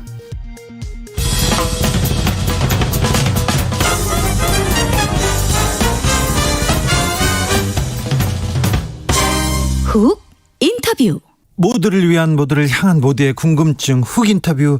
대선이 70여일 앞으로 왔습니다. 그런데 이준석 대표가 선대위에서 모든 직책을 내려놓겠다고 해서 국민의힘은 또 내분에 휩싸였습니다. 요동치는 대선판 현 상황 어떻게 보고 계신지, 그리고 우리가 이번 대선에서 어떤 것을 얻어야 하는 건지 물어보겠습니다. 외연 확대를 위해서 백의종군을 선언한 나경원 전 의원, 안녕하세요. 네, 안녕하십니까. 반갑습니다. 의원님 요즘 어떻게 지내시는지요? 네, 저는 우리 지방의 당원 교육도 다니고요. 네. 또 저희 동작 지역도 열심히 돌아다니고 있고요. 네. 제가 할 수 있는 여러 가지 선거 운동을 조용히 하고 있습니다. 네. 여기저기 이렇게 다니면서 일을 많이 하신다고는 얘기는 들었는데, 막상 선대위 핵심에는 윤석열 핵심에는 막상 당을 운영하거나 대선을 치러본 경험 있는 사람들, 진짜 실력자들은 좀 부족하다, 이런 얘기도 있습니다. 네. 나경원 없다는 얘기로 들리기도 합니다. 이번에는 이제 조금 외연 확장을 위해서 좀 다른 분들 모시는 게 좋겠다 해서 저는 백의종군을 했고요. 또 네. 우리 당이 이제 그런 의미에서 이제 그 자리를 많이 외부에서 오신 분들도 채웠는데 잘 해주실 거라고 믿습니다. 네. 대선은 가장 중요한 일이기도 하죠. 그리고 국민들한테 정치가 뭘 해줄 수 있는지 경쟁하는 장이기도 합니다. 희망을 주는. 근데 지금 지켜보시기에는 어떻습니까? 글쎄 국민들께서 걱정도 많이 하시는 것 같아요. 오늘 사실은 우리 지역에 좀 원로분을 뵙고 있었는데, 아까 이제 저희 당의 이렇게 선대위의 모습을 보시면서 눈물을 다 흘리시더라고요. 아, 그래요? 그래서, 이번 대선에 가장 중요한 건 정권 교체인데 이러다 어려워지면 어떻게 하냐 이런 걱정을 하시던데요. 이번 대선에서 국민들께서는 사실 정권 교체, 정권 심판의 열망이 굉장히 높지 않으셨습니까? 예. 저희 야당이 그것을 잘 담아내야 된다고 생각을 하고요. 네. 이번 대선의 정신을 잘 실현해서 그 정권 교체를 원하는 것은 지금 문재인 정부가 추구했던 그동안의 부동산 경제 정책이 네. 사실은 국민을 더 힘들게 했다. 이런 것에 대한 심판이 가장 핵심이라고 생각을 합니다. 예. 그래서 이재명 후보가 다시 당선됐을 때는 결국 문재인 정부 시즌2가 될 것이다. 이런 것은 모두들 예상할 수 있는 것이거든요. 그래서 저희가 국민 열망을 잘 담아야 되는데 요새 조금 걱정 많이 끼쳐드려서 죄송합니다. 그러게요. 부동산 경제 때문에 나 민주당은 못 찍겠다. 그렇게 민주당을 외면하는 사람들이 많습니다. 그런데 국민의힘을 봤더니 국민의힘에서는 또 대표가 이렇게 맨날 집을 나가고 있습니다. 이것도 좀 당의 원로로서 어떻게 보시는지요? 제가 자꾸 언급하는 것은 맞지 않고요. 네. 잘 봉합해서 우리가 앞으로 하나로 돼서 대선 승리를 위해서 같이 가야 된다고 생각을 하고요. 네, 20여일 전에 죄송하다고만 거듭 말씀드리겠습니다. 알겠습니다. 20여일 전에 이준석, 윤석열 파동 둘이서 그 식당에서 봉합했지 않습니까? 이번에도 곧 봉합되겠죠? 갈 길이 멉니다. 갈 길도 바쁘고요. 저희가 바로 하나로 가야 된다고 생각합니다. 알겠습니다. 네. 왜 사과를 왜 나경원 의원이 하십니까? 자, 이번 대선에서 윤석열 후보가 국민의힘 대선 주자가 됐습니다. 윤석열 후보의 등장 무엇을 의미한다고 보십니까? 그동안 이제 어떻게 보면 정권 심판을 가장 앞장서서 했던 후보, 상징으로 되어 있죠. 그런 면에서 윤석열 후보가 저희 야당의, 후보가 됐다. 이렇게 봅니다. 그러니까 그동안 이제 이 정부의 무능, 경제정책으로 나타난 부동산 정책을 대표로 하는 경제정책에 나타난 이 정부의 무능을 심판하고 또 이 정부의 위선, 그동안 어떻게 보면 586 운동권 기득권, 운동권 세력이 이 정권의 핵심이었는데 그들의 위선을 밝혀내는데 앞장서지 않았습니까? 그래서 그런 면에서 어떻게 보면 정권 심판을 가장 잘할 상징이 되었기 때문에 이번에 우리 후보가 되었다 이렇게 생각합니다. HYY님께서 나경원 의원님이 선대위 들어가세요 이렇게 얘기하는데 왜 정권 심판에 정권 교체의 기수가 나경원이 아니고 윤석열입니까? 아까 말씀드린 것처럼 상징이 되셨죠. 그렇습니까? 윤석열 후보 대학 시절부터 잘 알고 지내시죠? 네. 그런데 윤석열 후보가 정치에 좀 뜻이 있고 이런 사회 문제에 관심이 많았습니까? 예, 그렇습니다. 이제 많은 분들께서 검찰총장 하셨으니 전체적인 사회 문제를 잘 아실까, 또 그동안 국가나 이런 사회에 대한 생각을 많이 하셨을까 이런 이렇게 의문 가지시는 분들이 계시는 것 같아요. 그런 사람 많습니다. 예, 저희 대학 때 이제 같은 고시원에서 공부를 한 적이 있었는데요. 항상 이 나라가 가야 될 길, 앞으로 사회는 어떻게 가야 되는가에 대한 고민이 정말 많으셨고 또 그와 관련돼서 정말 토론을 많이 하셨습니다. 그래서 저는 지도자는 중요한 것은 자신의 철학이 있고 필요한 때 결단할 줄 알아야 되는데 그러한 리더십을 가지신 분이다 이렇게 믿습니다. 고시원 시절에 본인은 술만 많이 먹었다 그렇게 얘기하던데 술 먹으면서 그런 정치 얘기 많이 했습니까? 아니고 말씀을 그렇게 재밌게 하신 거고 실질적으로는 그렇게 무슨 술하고 상관없이 우리가 그런 토론을 많이 했던 그런 기억입니다. 그렇습니까? 예. 네, 대통령의 덕목을 그때 보셨는지요, 혹시? 윤석열 후보한테? 윤석열 학생한테. 어떤 이 정치인을 하시면 잘하실 수 있겠다 이런 생각을 했었고요. 그때 뭐 대통령을 하시겠다 이런 꿈을 말씀을 하시지는 않았기 때문에 네. 거기까지는 생각을 미처 못했었던 게 사실이다. 네. 이렇게 말씀드리겠습니다. 그 당시에 술 잘 사주는 뚱뚱한 오빠였습니까? 뭐 그분이 본인 말로는 그렇게 하더라고요. 언제든지 후배를 잘 챙겨주시는 분이셨습니다. 네. 예. 8152님께서 저는 이번 대선에 윤석열이 아니고 나경원 나왔으면 나경원 의원 찍었을 겁니다. 이렇게 얘기하십니다. 아유, 고맙습니다. 특별히 보수적인 분들, 보수 지지층에서 국민의힘을 걱정스럽게 바라보는 사람 많습니다. 예. 이 선거는 사실은 저희가 굉장히 쉽게 이겨야 되는 선거거든요. 쉬울 줄 알았죠. 네. 아니 이제 첫 번째로는 정권 교체 열망이 크시고 예. 두 번째로는 사실은 이재명 후보는 참 제가 뭐 이렇게 참 말씀드리기 어렵지만 우리가 이제 참 어떻게 보면 대통령이 되시기에는 굉장히 부족한 부분이 많으신 분이거든요. 누구요? 이재명 후보요? 예. 뭐 사실 이제 민주당이 굉장히 우리한테 네거티브를 시작한 이유는 이재명 후보 본인의 흠을 가리기 위한 것이 많다고 생각을 합니다. 이제 첫 번째로는 뭐 사실은 전과사범이라는 것이 그게 흔한 일이 아니잖아요. 음주운전 전과도 있으시죠. 검사 사칭 전과도 있으시죠. 공무집행 방해 전과도 있으시죠.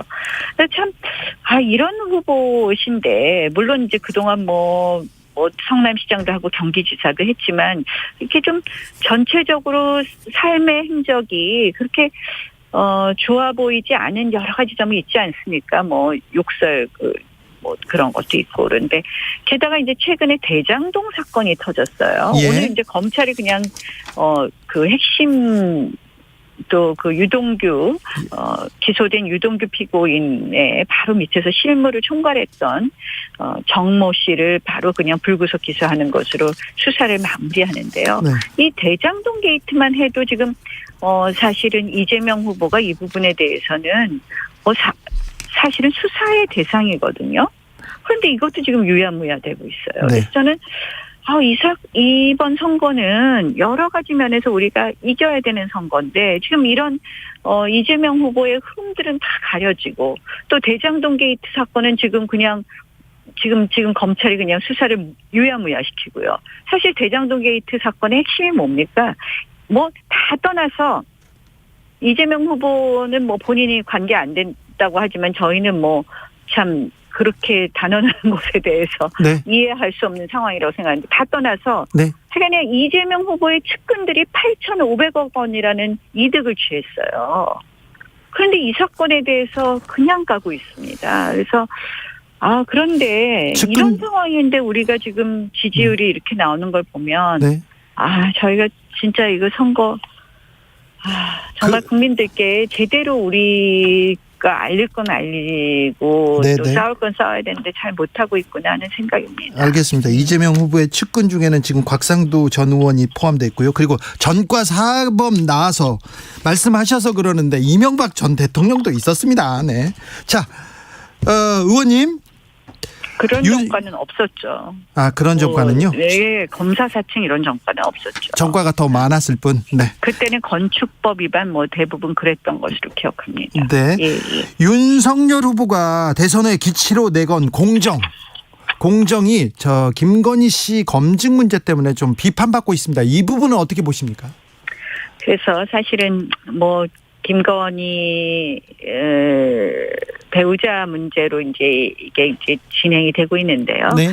사실 이제 국민들께서 인식하는 거랑 또 사실하고는 또 다른 부분도 있지만 결국 이런 선거에서는 국민 정치가 그렇더라고요. 인식이 더 중요하게 느껴지는 부분이 있기 때문에 네. 알릴 건 알려야 되지만 또 그래서 이제 후보께서 사과하셨다고 생각을 하는데요. 네. 그런 부분이 좀 안타까운 부분은 좀 있습니다. 논란이 지금 계속되고 있는데 이 문제는 어떻게 해결해야 된다고 보십니까? 정치 고수로서 또 한 수 좀 알려주세요. 이제 후보께서 사과하시고 이제 팩트를 알려가고 있는데요. 네. 저는 이런 부분에 있어서 참 민주당 선거운동 잘해요. 민주당이요? 민주당은요 일사불란해요. 이 문제를 다루는 걸 보면 네. 일단 민주당은 이 제가 무능과 위선을 이 정부의 가장 큰 문제점이라고 말했습니다. 그러니까 이 정부의 가장 아픈 것은 이 586 운동권의 민낯을 봤을 때 도덕적이지 않았다. 그들은 매우 도덕적이라고 했는데 도덕적이지 않았다는 것이고 그것은 바로 조국 전 장관 사건 아니었습니까? 네. 그래서 이제 이 조국 전 장관 사건은 사실은 웅동학원 비리 문제도 있고 사모펀드 문제도 있고 그리고 입시 비리 문제도 있는데 이걸 다 퉁쳐갖고 어떻게 바꿔놨냐면 표창장 위조 하나 했는데 징역 4년이다 이렇게 만들었어요. 근데 사실은 그게 아니잖아요. 사모펀드 관련해서 무죄를 받았어요. 그 관련이 없다고 나왔습니다. 재판에서. 지금 이제 그 부분도 지금 계속 진행 중인데요. 저희는 사실은 그렇다고 보기 어렵다고 보고요. 예. 사실 아니 가만히 생각해 보세요. 저는 사모펀드의 유무죄를 떠나서 청와대에 들어갔으면요.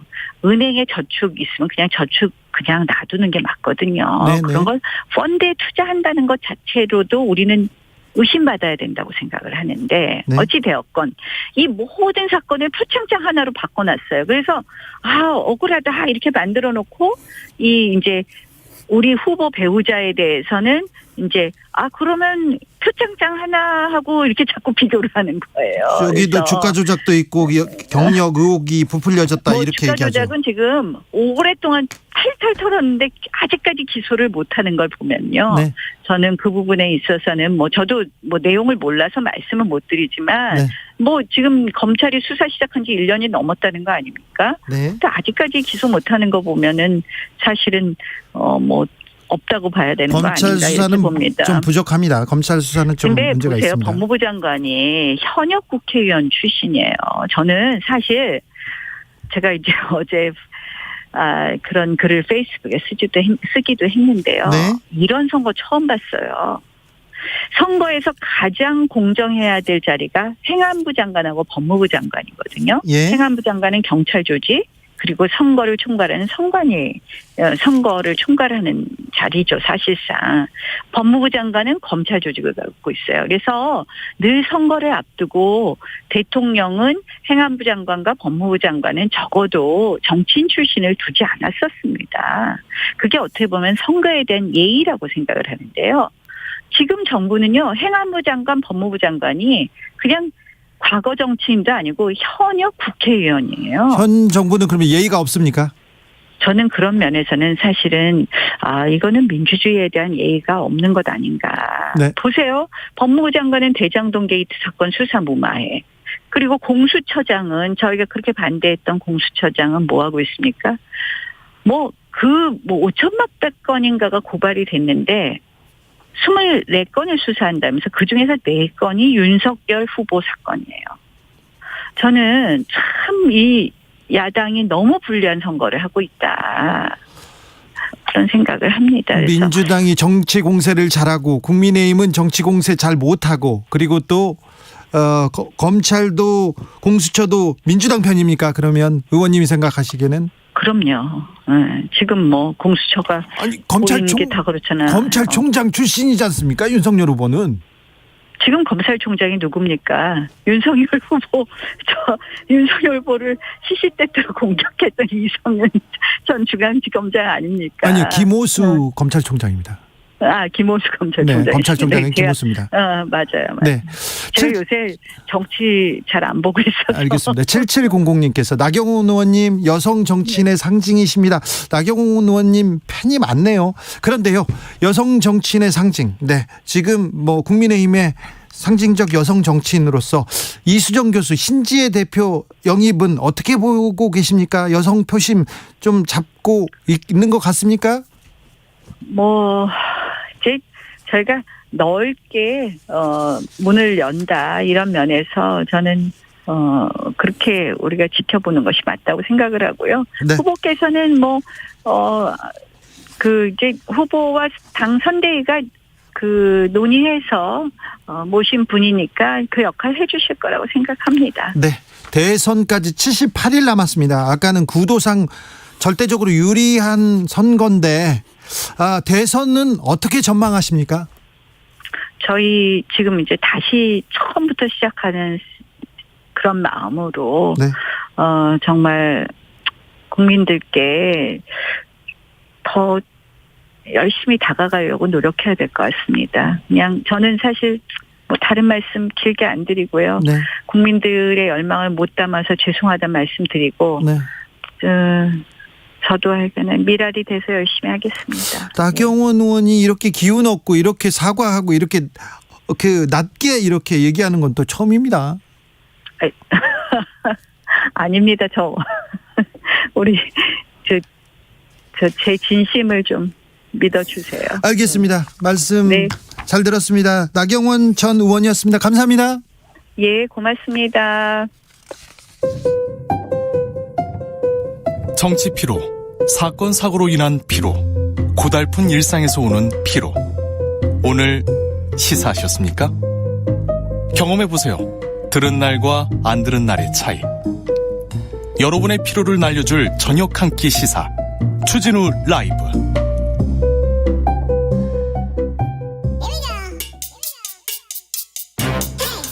뉴스를 향한 진지한 고민, 기자들의 수다.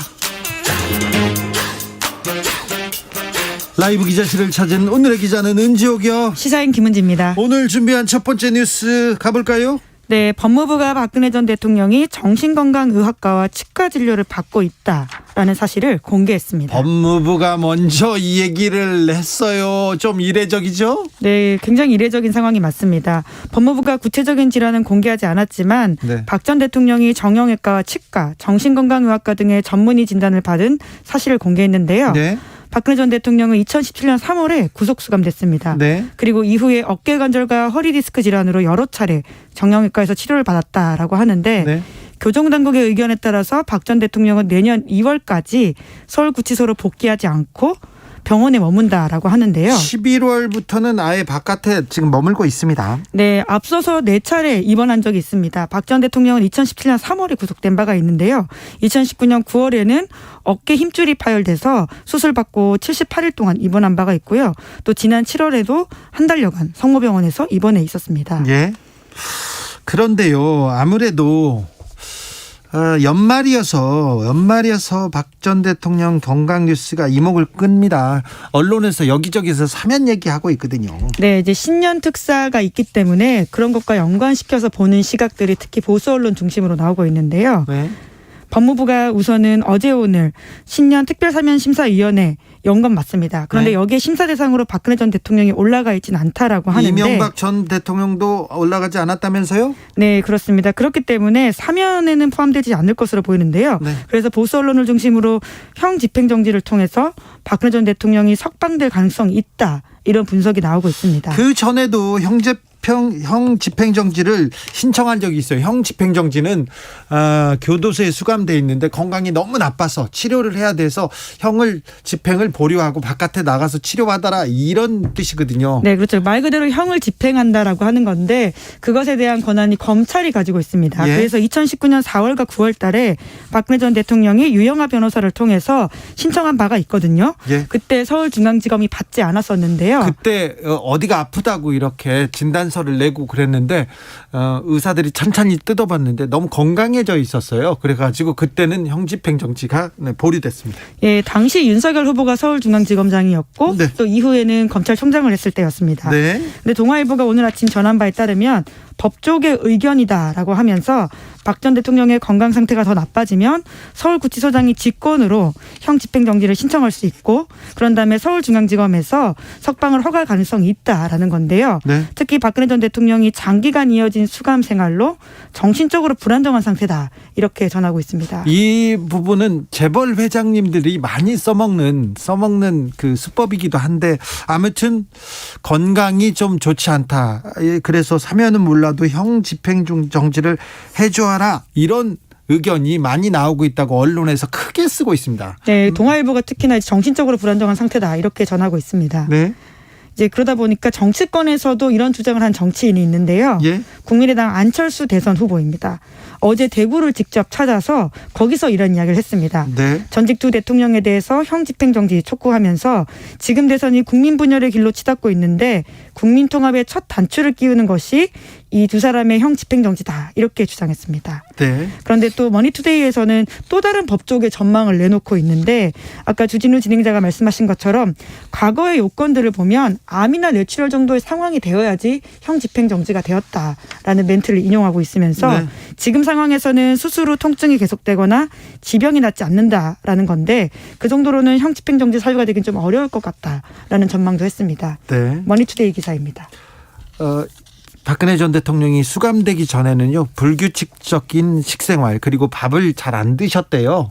그래서 위장도 나쁘고 그 장기가 굉장히 안 좋았었는데 수감하고 규칙적으로 생활하고 운동하고 그리고 그때 매 시간 정해진 시간마다 소식하지 않습니까? 그래가지고 건강이 좋아져가지고 그때 형집행정지가 보류됐었는데 지금은 다른 부분에 대해서 아무래도 이명박 전 대통령의 사면과 형집행정지에 대한 얘기는 거의 없고 여론도는 없는데 박근혜 전 대통령은 너무 오래 살았다, 건강도 나쁘다, 그래서 여론이 조금 만들어지고 있습니다. 언론에서 그 여론을 또 만들고도 있습니다. 다음으로 만나볼 뉴스는요. 네, 배드파더스. 즉 나쁜 아빠들이 공개됐습니다. 정부가 직접 공개했는데요. 네, 저는 이 공개 찬성합니다. 네, 이혼한 뒤 10년 넘게 자녀 양육비를 주지 않은 나쁜 아빠 2명의 신상 정보가 공개됐는데 여성가족부 홈페이지에서입니다. 그러니까요. 그런데 애인데 자기 애인데 먹여야죠. 그리고 가르쳐야죠. 돈은 줘야 될 거 아닙니까? 뭐만 공개됩니까? 네, 이름, 생년월일, 직업, 근무지, 양육비 불이행 기간, 그리고 금액 이렇게 6가지 항목입니다. 여성가족부 홈페이지에 지금 공개돼 있습니까? 네, 그래서 두 사람 같은 경우에는요. 첫 네. 번째 사람은 한 달에 98만 원씩 10년 8개월 동안 주지 않았다라고 하는데 네. 밀린 금액이 1억 2,500만 원 넘습니다. 네네. 두 번째 사람은 회사 대표인 사람인데요. 네, 대표요. 그럼 사장님인데요? 네, 그런데 이제 한 달에 37만 원씩 주기로 약속을 했는데 그것을 14년 9개월 동안 안 줘서 6,500만 원이 밀려 있었다라고 아니, 합니다. 근데 회사 대표인데 한 달에 37만 원밖에 안 줍니까? 그것도 안 줬다라는 게 핵심입니다. 아, 네. 예. 그러니까 아까 말씀하신 것처럼 양육비는 단순히 돈이 아니라 아동 학대와도 연관될 수 있는 상황이거든요. 그걸 그러니까요. 미지급한다는 것은. 네. 그렇기 때문에 아동 인권과 연관지어서 봐야 되는 부분이기 때문에 네. 정부 차원에서 이런 결정이 내려진 건데요. 네. 뿐만 아니라 다른 9명에 대해서도 여가부가 명단 공개 신청이 접수가 돼서 공개 여부를 심의하고 있다고 합니다. 배드파더스 신상 공개가 이번이 처음만은 아닙니다. 네, 앞서서 시민들이 나섰습니다. 네. 그렇게 해서 좀 바뀌게 된 부분들이 큰데요. 예. 2018년 7월 달에 배드파더스라는 플랫폼을 만들어서 행동에 나섰죠. 그때 미지급 사례 1,000건 가까이가 해결되었다라고 하는데 네. 이런 활동을 통해서 국회가 움직여서 법이 바뀌었습니다. 예. 그렇게 해서 여가부가 이번에 좀 조치를 취할 수 있게 된 건데요. 그래서 민간 사이트는 지난 10월 달에 문을 닫았다라고 해요. 예. 이번에 이렇게 양육비 불이행 부모에 대해서 실명 공개만이 아니라 운전면허 정지, 해외 출국 금지 이런 것들도 있다라고 합니다. 이게 그 효과적이라고, 운전면허 정지와 해외 출국 금지가 이렇게 효과적이라고 합니다. 그런데요, 정부에서 이렇게 좀 전향적으로 나섰는데 배드파더스 운동을 하던 시민단체 쪽에서는 여전히 비판하고 있습니다. 네, 결정적으로 이번 정부 조치에는 사진 공개가 없습니다. 아, 게다가 근무지도 도로명만 쓰여 있기 때문에 상세 주소가 없다라고 해요. 예. 이제 그렇기 때문에 과거에는 그 시민단체 플랫폼에서는 얼굴까지 공개해서 그 효과가 굉장히 파급력 있게 1,000명 가까이 미지급을 하게 만들었었는데 네. 이번에는 그러지 못해서 좀 실효성 있느냐 이런 의문이 나오고 있는데요. 네. 실제로 이번에 이름이 공개된 두 사람 중에 한 명은 앞서서 플랫폼에서 얼굴까지 공개했음에도 불구하고 양육비를 지급하지 않은 사람이라고 합니다. 송 여사님께서 문자 보냈는데요. 자기 자식한테 돈 안 주는 사람들 얼굴 공개한다고 돈 줄까요? 이렇게 얘기했는데 아이고 참 이 너무한 것 같아요. 진짜 나쁜 아빠네. 네, 앞서서는 얼굴 공개를 함으로써 1,000건 가까이도 해결이 됐다고 하고는 하는데요. 네. 이제 그럼에도 불구하고 이번에 이제 정부 조치가 좀 부족한 게 아니냐라는 것이 시민단체 쪽 이야기라고 합니다. 아이고 참 자기 자식한테 돈을 안 주다니. 네, 게다가 배드파더스 아까 시민단체 플랫폼이 문 닫고 나서는 앞서서 양육비 주다가 다시 끊어버린 사례도 있다라고 해요. 그래요? 예, 그러니까 정말 얼굴 공개됐을 때만 잠깐 주다가 다시 하지 않는 사람들이 있다 보니까 여러 가지 실효적 조치가 무엇인지에 대한 고민들이 좀 필요한 것 같습니다. 참 나쁜 아빠들 빨리 양육비 주도로 어떤 활동을 좀 더 해야 될 것 같습니다. 정부에서 좀 조치를 더 취해야 될 것 같습니다. 네. 마지막으로 만나볼 뉴스는요. 네, 칠레에서 35살 좌파 대통령이 탄생했습니다. 가장 젊은 대통령이 나왔습니다. 전 세계적으로 주목받고 있습니다. 네, 1986년생이고요. 예. 이 당선자는 가브리엘 보리치 의원입니다. 86년생입니다. 네, 그래서 이제 앞으로 4년간 칠레를 이끌게 되는데 네. 칠레는 4년 중임 대통령제이거든요. 예. 그래서 좀 눈길을 끄는 게 칠레는 결선 투표제를 하고 있는 나라입니다. 네. 그래서 1차 투표 때는 2등을 했다라고 해요. 예. 그런데 결선 투표로 가면서 이걸 뒤집고 큰 차이로 1등을 해서 대통령에 당선됐다라고 하는데요. 네. 확정이 되자 이제 이런 당선 사례를 밝혔습니다. 칠레가 신자유주의 요람이었다면 이제 신자유주의 무덤이 될 것이다. 우리는 더 이상 가난한 사람들이 불평등에 대한 대가를 지불하도록 허용하지 않을 것이다. 네. 이렇게 이야기했고요. 또 여성 지지자들을 향해서는 우리 사회의 가부장적 유산을 청산하는데 정부가 앞장서겠다. 이렇게 약속했습니다. 어떤 공약을 내걸고 당선됐습니까? 거기에서는 또 경력 위조 그런 거 없었죠? 네, 의원이었기 때문에 앞서 많은 검증이 되었던 것으로 보이고요. 예? 물론 개인적으로 자신이 알았던 병에 대해서는 고백한 적이 있다라고 합니다. 예? 강박증 같은 걸 알아서 자신이 그런 병과 싸우면서 어떤 고생을 했는지 이야기도 했다라고 하고요. 예? 몸에 타투가 있어서 또 그런 것도 이야기는 했다고 하는데 아, 그래요? 예, 경력 위조는 하지 않은 것으로 보입니다. 예? 예, 대신에 공약들이 굉장히 주목을 받았는데 주당 근로시간을 45시간에서 40시간으로 줄이겠다 이야기를 했다라고 하고요. 예. 그리고는 주당 근무 시간 우리보다 더 적죠. 획기적이네요. 예, 예. 네, 그리고 녹색 투자 늘리고 그리고 연금과 의료 시스템 개혁해서 격차를 줄이겠다라는 것들을 많이 강조했다고 합니다. 자, 이분은 언제부터 정치를 한 건가요? 네, 그러니까 2011년에 대규모 학생 시위를 이끌면서 굉장히 주목을 받았다라고 하는데요. 학생회장 출신이고 학생 운동을 주도했었습니다. 네, 그러면서 100명의 젊은 지도자에 선정될 정도로 깜짝 스타가 되었는데 네. 바로 직후에 국회의원직에 도전을 해서 2번 연속 국회의원을 했다라고 합니다. 예. 그러면서 대선 주자로서 두각을 나타냈고 그리고 특히 이제 위기가 왔을 때 정치인들은 더욱더 자기의 장점들을 발휘하지 않습니까? 네. 2019년에 칠레 전역을 휩쓴 대규모 시위가 있었는데 네. 이때 반정부 시위가 아주 크게 있었다라고 네. 해요. 칠레도 경제적 불평등이 심한 나라여서 이것에 대한 국민들의 반감이 굉장히 컸고 네. 그때 가장 앞장서서 정부를 비판하면서 어떻게 공적 투자를 더 많이 하고 어떤 공적인 그 투자를 많이 늘릴 것인지를 이야기하는 사람이었다고 합니다. 네. 남미는요. 중남미는 한 나라에서 정치 상황이 바뀌지 않습니까? 그게 이렇게 도미노처럼 이렇게 영향을 받기도 합니다. 네, 이제 그게 이제 소위 핑크 타이드, 그러니까 분홍색 물결 이런 이야기가 나오고 있는데요. 네. 중남미는 온건 사회주의 정권이 들어서는 현상에 대한 이야기입니다. 네. 앞서서 공산주의 유행이 있었을 때는 레드 타이드, 그러니까 붉은 물결 이런 이야기가 있었는데 그것과 구별해서 쓰이는 말이었거든요. 네. 1990년 말부터 2014년까지는 일자 핑크 타이드, 그러니까 분홍색 물결이 있었다라고 하고요. 이번에 다시 2차가 오는 게 아니냐 이런 전망이 있는데요. 칠레는 앞서서 이야기했던 것처럼 이렇게 보수 우파 정권 밀어내고 좌파가 자리를 잡기 시작했고요. 멕시코와 아르헨티나도 좌파 정권 들어섰다라고 합니다. 예. 내년에 콜롬비아와 브라질 대선이 예정되어 있는데 네. 여기서도 정권이 바뀔 가능성이 크다라고 합니다. 코로나 팬데믹이 영향을 미치는 것 같습니다.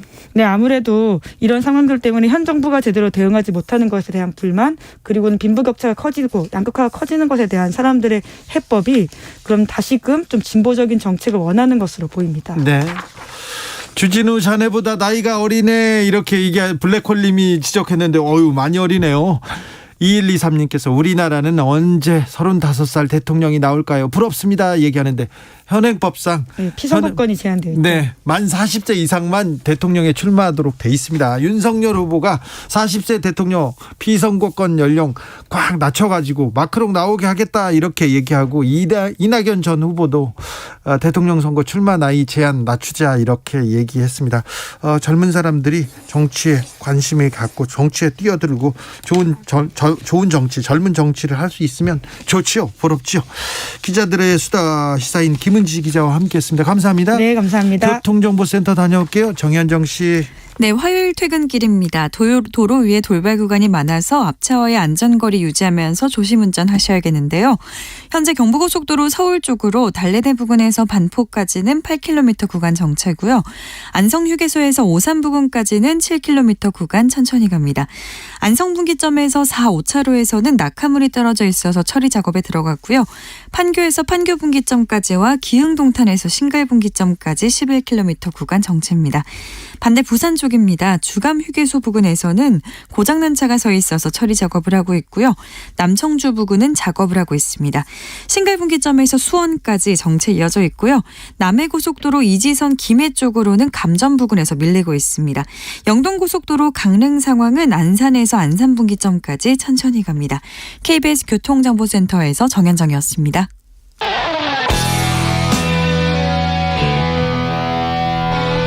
스치기만 해도 똑똑해진다.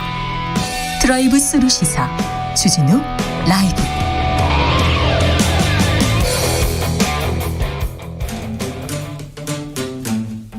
(2030) 청년이 보고 듣고 느끼는 대선 전쟁, 그것이 궁금하다. MZ세대에게 묻는다. 요즘 뭐하니?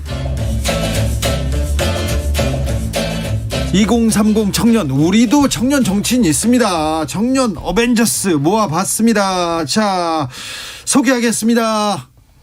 안녕하세요. 저는 더불어민주당 다이너마이트 청년선대위 공동위원장 권지웅이라고 합니다. 권지웅 나왔습니다. 네, 안녕하십니까. 국민의힘 최고위원 김용태입니다. 선대위에서는 부위원장 맡고 있습니다. 그리고요. 안녕하세요. 정의당에서 왔습니다. 청년정의당 선대위 상임선거 대책위원장 강민진입니다. 네, 칠레 대통령 보러 갈 것이 아니라 우리한테는 권지웅도 있고 김용태도 있고 그리고 강민진이 있습니다. 자, 청벤저스한테. 근데 김용태 최고위원이 뭐 좀 물어볼게요. 국민의힘 상황 어때요? 괜찮아요? 뭐 지금 언론에서 알다시피 어제부터 저희가 선대위에서 좀 내부 분열이 있었죠. 그래서 네. 조수진 최고께서 후보의 지시만 따르시겠다고 이제 상임 선대위원장인 당대표의 지시를 좀 거부하셨고, 네. 이 부분이 저희가 봤을 때는 선대위가 제 기능을 하지 못한다는 네. 판단이 좀 섰었고, 오늘까지 뭐 주변에 계신 분 어떤 분들도 뭐 이런 것을 제대로 잡아주지를 않으셨기 때문에 대표께서 선대위 관련 모든 직책을 좀 내려놓았습니다. 근데 네. 제가 생각할 때는 조수진 최고의 문제가 아니라 저는 지금 저희 선대위가 좀 비효율적이다라는 판단이 좀 있는 것 같고요. 이 부분을 좀 개혁적으로 다시 바꿔서 정말 정권 교체를 위해서 저희가 다시 한번 뭉쳐야 된다 이렇게 생각하고 있습니다. 근데 뭉쳐야 되는데 직을 내려놓아 버리면 이게 잘 뭉쳐질까요? 이게 문제 해결 방법이라고 보십니까? 저는 이렇게 생각합니다. 뭐 지금 여러 가지 뭐 아쉬움 당원분들께서 아쉬운 말씀도 많이 하지만 진짜 저희가 뼈를 깎는 고통으로 뭔가 개혁하지 않으면 내년 정권 교체 되게 쉽지 않다라고 판단하고 있습니다. 정권 교체라는 것이 단순히 뭐 모두 헤쳐모여 식으로 가면 안 되고요. 저희가 갖고 있는 어떤 비전이나 이런 것들 국민 여러분께 제대로 소개해야 되는데 그 과정에서 선대를 조금 더 효율적으로 바꿔야 할 필요가 있다 이렇게 생각하고 있습니다. 22여일 전에 이준석 대표가 지방으로 이렇게 자맹했을 때 김용태 최고위원이 그래도 김용태가 있어서 빨리 잘 마무리했다 이런 얘기를 제가 들었어요. 근데 이번에 또 지방 가는 건 아니죠? 뭐 아닙니다. 당무에 대한 거부는 아니니까요. 당 대표로서 역할은 계속 하실 거고. 지난번에 주진우 라이브 인터뷰를 잡아놓고 지방으로 튀었거든요. 저희 대표가. 네, 오늘 나오기로 했는데 또 그냥 뭐 그런 부분은 이렇게 말씀하실 수 있을 것 같습니다. 뭐 아무래도 정치인이고 정치 일정에 따라서 조금 변동될 수 있고, 저도 예를 들면 오늘 뭐 M 방송사에서 다른 정치인분과 민주당의 정치인분들과 뭐 약속 잡혀 있었던 방송 일정도 그분의 여당 정치인에 의해서 좀 취소가 됐습니다. 그 부분은 좀 이해해 주셨으면 좋겠고, 저희 공보팀에서도 굉장히 죄송스럽게 생각하고 있습니다. 튄 건 아니고요. 지방으로 이렇게 갔는데 이거는 저하고 약속이 아니라 국민과의 약속이니까 김용태 의원은 그러지 마세요.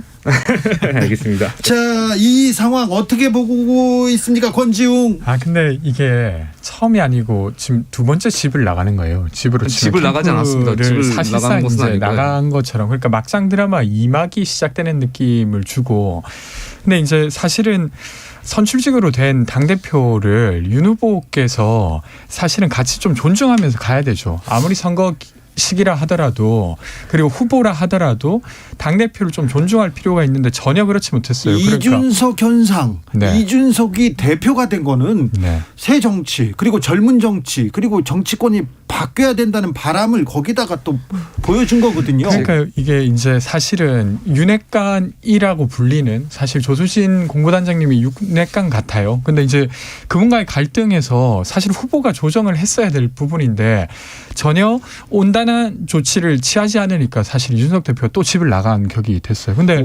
언제까지 이걸 이렇게 이제 캠프 이야기로 계속 이슈를 잡아먹고 자, 김용태 제가 좀 말씀을 드리면 오늘 뭐 권지용 그 위원장님 말씀도 있고 또 민주당의 전영기건 뭐 신영 의원님 뭐 대변인 논평 잘 봤습니다. 보면은 요지는 저희 국민의힘 선대위가 잘 못한다라는 것이고요.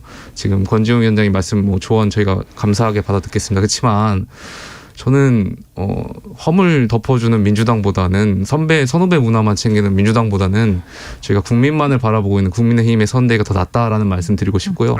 조언은 저희가 감사하게 받겠습니다. 조언을 국민의힘 잘 되라고 조언하진 않습니다. 민주당에서. 자, 어떻게 보셨습니까? 강민진. 이 이준석 대표 당대표랑 윤석열 후보 대선 후보 간의 사이가 너무 안 좋은 것 같아요. 기본적으로는 저는 그렇게 생각하는데 대선 후보가 아무리 됐다고 해도 정당이라는 조직이 있고 또 당원들이 뽑은 당대표이기 때문에 그 당대표의 리더십 이런 거 존중이 필요하다고 생각을 하고요. 다만 이런 광경이 좀 두 번 반복되면 지루해지는 밀당 드라마 같다 이런 인상이 있고 또 국민의힘에서 벌어지는 이런 당 내부 싸움 때문에 중요한 이슈들이 막 가려지거든요. 일반적인 국민들 보기에는 저기는 대선식인데 당 내부 싸움만 하고 있다. 그러니까 우리는 여기까지만 얘기하자고요. 짧게 한 말씀만 말씀드리면 여기까지 짧게 한번 해보세요. 후보와 대표와의 관계가 나쁘진 않습니다. 뭐 일각에서 보이는 것처럼 저희 소통 잘 하고 나쁜 것 같은데 왜? 소통 열심히 하고 열심히 싸우고 있습니다. 네, 자 여기까지 하고 청년들은 미래에 대해서 얘기해야 되겠습니다. 자. 우리 강민진 위원장 어떤 얘기를 해볼까요, 우리가? 이제 어제의 핫 이슈였죠. 이 신지혜 전 여성정치 네트워크 대표님께서 국민의힘 새시대위원회로 합류를 하셨습니다. 진보도 보수도 페미니즘계에서도 깜짝 놀랐습니다.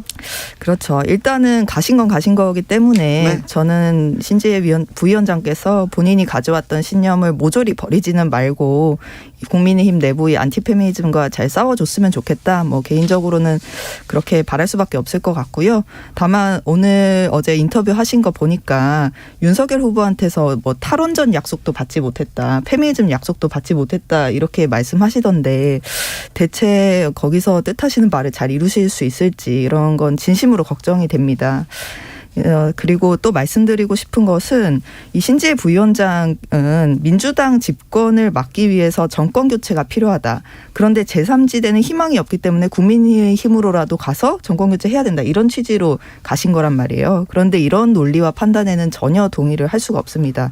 이런 식의 논리는 사실 양당 체제를 이때까지 강화해온 그런 오래된 명분이고 신지혜 위원장께서 얼마 전까지만 해도 싸워오신 어떤 논리예요. 네, 이 제3지대는 어차피 안 된다라는 생각이 제3지대의 성공을 어렵게 만들고 있고요. 양당 체제가 지속되게 하는 원인이 되고 있습니다. 그리고 이 국민의힘과 민주당이 번갈아 가면서 집권하는 양당 체제 속에서는 두 당이 최선이 되려고 노력하지 않아요. 차악만 되려고 노력을 합니다. 그러면 정치의 품질이 낮아지고 피해는 국민들만 있거든요. 결국에는 민주당과 국민의힘 간의 주거니 받거니 하는 정권 교체가 진짜 교체냐 그렇게 물을 수밖에 없고 이 양당 외에도 진짜 유의미하게 다른 세력이 등장할 수 있고 집권도 꿈꿀 수 있는 그런 가능성이 증명돼야 우리 정치의 진짜 변화가 시작될 것이라고 생각합니다. 또 저희 당 이슈인데요. 신지혜 위원장님 저희 새시대위원회 선대위의 새시대위원회 조직으로 오면서 많은 분들께서 뭐 우려도 주시고 조언도 많이 주시고 있습니다. 만약에 신지혜 위원장께서 당의 선택이었으면 당으로 들어오셨을 텐데 이제 선대위에 합류하신 점은 좀 다르다고 보고요. 물론 그 과정에서 신지혜 위원장께서 그동안 가지고 계셨던 생각들과 저희 당의 정강정책 간의 어떤 간극이 좀 있을 수 있고요. 그 간극을 좁혀나가는 건 전 신지혜 위원장의 몫이라고 생각됩니다. 그리고 대선 승리를 위해서 더 많은 폭넓은 분들을 함께 해야 된다고 생각하고 있고요. 과거 정권에서도 비빔밥론이 통했습니다. YS도 그렇고 후배 DJ도 그렇고요. 저는 이번 그것이 그동안 저희 국민의힘 선대위가 그냥 일반 김밥이었다면 이제 아마 돈가스 김밥 정도로 좀 변하지 않았나. 더 많은 매력을 하나만 느낄 수 있게. 이준석 대표는 신지혜 대표 영입에 좀 깨름직한 모습을 보이던데요. 뭐 아무래도 과거에 본인들과 신재 본인께서 또 신재 위원장과의 어떤 의견 차이가 있었던 것도 사실이고요. 그 과정에서 많은 간극이 있었던 거 사실입니다. 근데 앞으로 좀 이걸 좀 줄여 나가야겠죠. 이 부분은 민주당이 좀 뼈아프게 생각해야 되는 거 아닙니까? 근데 저는 예를 들면 이제 국민의힘이 점점 더 넓어진다라고 하면 실질적으로 그게 이제 저희 당의 위협이 될 텐데 저는 이번 합류 같은 경우는 전혀 그런 느낌이 아니었어요. 되려 이제 어떤 한 청년 정치인이 자기를 부정하면서 사실은 먹튀했다 이런 느낌이 좀 들었습니다. 그러니까 사실은 좀 자조적이었는데 슬퍼했는데요. 그러니까 저는 타당이었지만 사실 신재 대표가 해왔던 정치를 좀 응원하는 편이었습니다. 근데 완전히 자기를 부정하는, 그러니까 예를 들면 페미니즘 때문에 건전한 교제가 어렵다고 말하는 후보한테 가서 페미니즘을 표방했던 사람이 글로 간 거예요. 아무런 약속도 당연히 받지 못하겠죠. 왜냐하면 신재 그 정치인께서 엄청 독자적 세력을 갖고 있거나 혹은 아니면 그 세력이 함께 합의해서 간 게 전혀 아니거든요. 그러니까 한국 청년 여성 정치 네트워크에서도 전혀 이 논의를 한 바 없다 이렇게 한 것처럼 너무 안타깝습니다.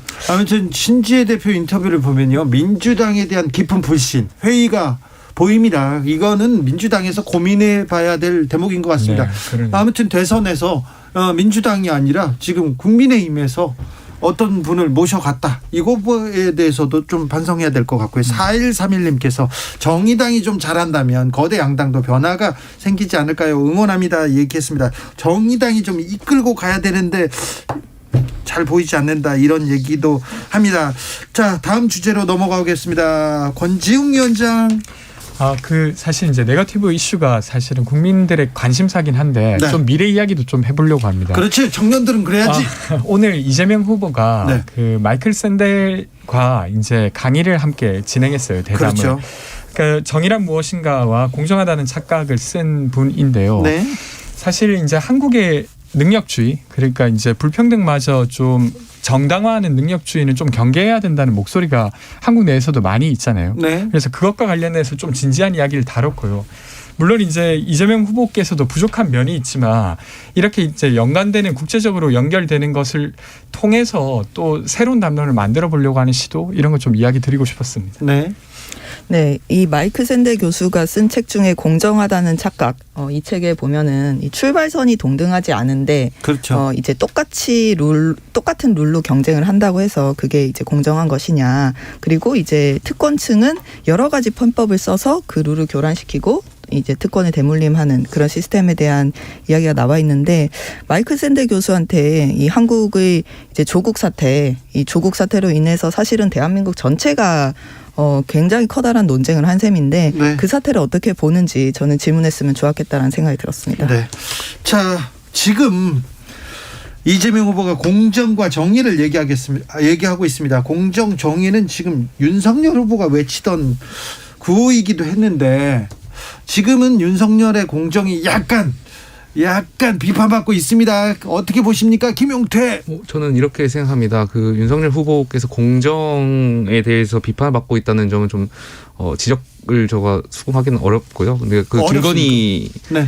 저희 여사님, 사모님 관련해 가지고 말씀하시는 것 같은데, 저는 그런 비판이 있다면은 뭐 어느 정도 가감히 뭐 수긍을 하고 고쳐 나가야 될 것이 필요한데요. 다만 이런 것이 있습니다. 그 김건희 사모와 관련해 가지고 지금 일각에서 제기되는 것은 혼인 이전에 대한 것들이지 않습니까?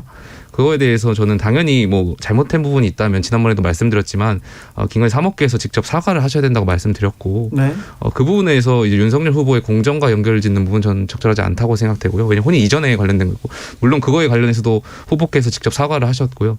전 이 부분에 있으면 잘못된 점은 잘못돼 나가야 된다고 바로 잡아야지만 이거를 윤석열 후보의 공정과 연결 짓는 것은 전 적절하지 않다고 생각합니다. 그러니까 이 김건희 씨 관련해서 윤석열 후보가 한 차례 사과를 하시기는 했는데, 사실 그 내용이 김건희 씨가 무엇을 잘못했다는 것인지 그리고 윤석열 후보는 무엇에 대해서 사과를 한다는 것인지를 전혀 알 수 없는 굉장히 애매모호한 사과의 기본을 갖추지 못한 사과였거든요.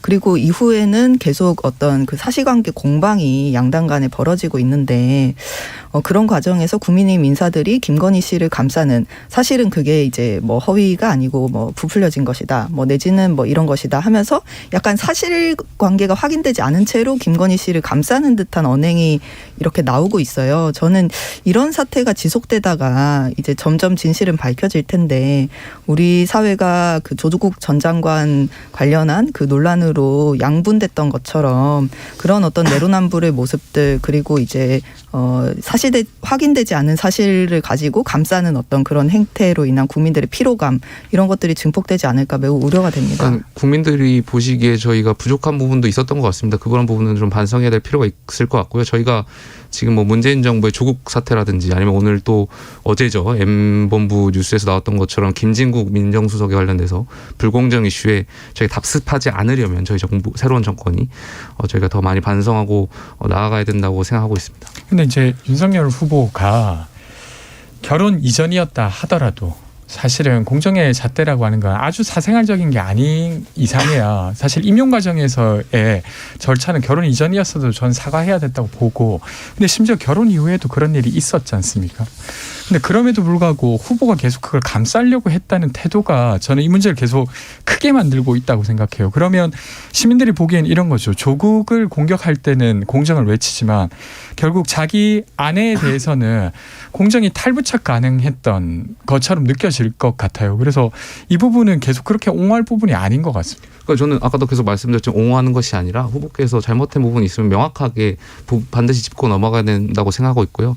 오늘 지금 또 아까도 계속 말씀드렸지만 그 민정수석 관련해서 계속 불공정 이슈가 나오잖아요. 김진국 민정수석에 대해서 김용태 최고위원이 좀 얘기하고 싶다고요? 네네, 뭐 입사 지원서 과정에 아들분께서 아버지께서 민정수석입니다라고 적었고 학창 시절 항목에 대해서는 아버지께서 많은 도움을 주실 것이라고 적었다는 것 자체가 저는 입사하는 기업들을 향해서 좀 압박 수단으로 작용할 수 있었다고 생각되고요.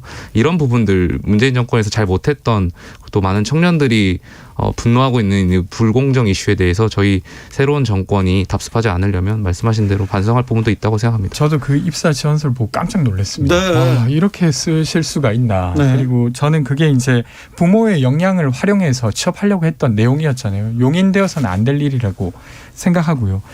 근데 이제 그분께서 이제 정신병이 있다고 이제 가족분이 이야기해 주시기도 했고 실제로 그런 부분이 있어서 조금 다르게 이야기해야 될 부분이 있는 것 같고요. 근데 저는 이 부분이 사실은 부모가 이 취업을 지원했던 사례랑은 분리해야 된다고 생각합니다. 예를 들면 조국 과 관련된 부분이나 혹은 아니면 곽상도 의원과 관련된 거랑 연결해서 보기는 좀 어렵지 않나 이렇게 보입니다. 뭐 물론 그 아들분이 그 관련해서 병명이 있었다는 건 좀 안타깝지만 확인해 보니까 그 아들분이 이전에 또 IT 기업을 다니셨더라고요. 저는 그런 부분 좀 적절한 변명이 아니라고 생각합니다. 네, 이 민정수석이 사임을 하셨기 때문에 일단은 이런 방식으로 공직자로서 가진 권위와 권력을 활용해서 본인이나 가족이 사적인 이득을 취하려고 시도를 한 순간 그 공직자로서의 자격은 박탈되는 것이다라는 어떤 합의가 당연해져야 된다라는 생각이고요.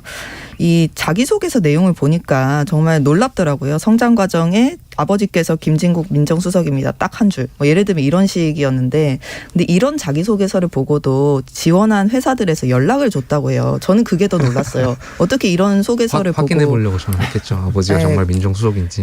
근데 이제 채용을 할 마음이 없으면 전혀 없으면 사실은 확인 전화까지 하지도 않았을 것 같은데 여전히 우리 사회가 아버지가 누구냐 하는 사회라는 것이 안타깝고 뭐 이런 부분들 반드시 엄벌하고 이제 단호하게 대처해서 뿌리 뽑아야죠. 동의합니다. 네.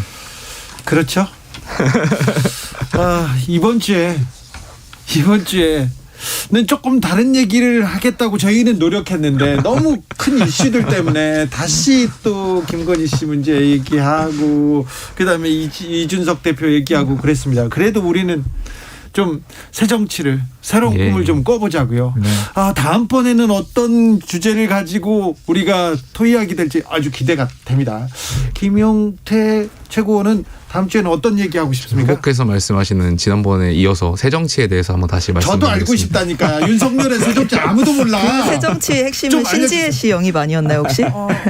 아무튼 알려주세요. 예, 예. 자, 강민진 위원장은 어떤 얘기하고 싶으세요? 저희 심상조 후보께서 시민 최저소득 공약을 발표를 했습니다. 네. 이 공약의 핵심은 우리나라에서 아무리 소득이 없더라도 가난하더라도 최소한 월 100만 원의 소득은 가질 수 있도록 국가가 보장한다는 거고요.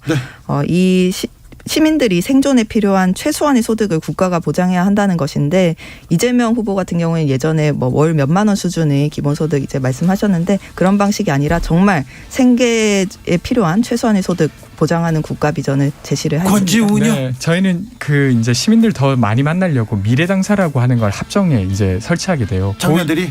그 이야기 하면서 저는 뭐 자전거나 아니면 새로운 세입자의 삶이나 이런 이야기 좀 해보도록 하겠습니다. 알겠습니다. 이번에도 감사했습니다. 권지웅, 김용태, 강민진 감사합니다. 네, 감사합니다. 고맙습니다. 저는 여기서 물러나겠습니다. 오늘 돌발 퀴즈 정답은 리라로 하였습니다. 저는 내일 오후 5시 5분에 돌아옵니다. 지금까지 주진우였습니다. 울면 안 돼. 기쁜 노래 부르면서 함께 달리자. 당신의 12월. 울고 싶은 순간마저 기쁨을 노래할 수 있도록 모두의 마음을 위로해줄 가장 좋은 선물. 캐럴이 있습니다.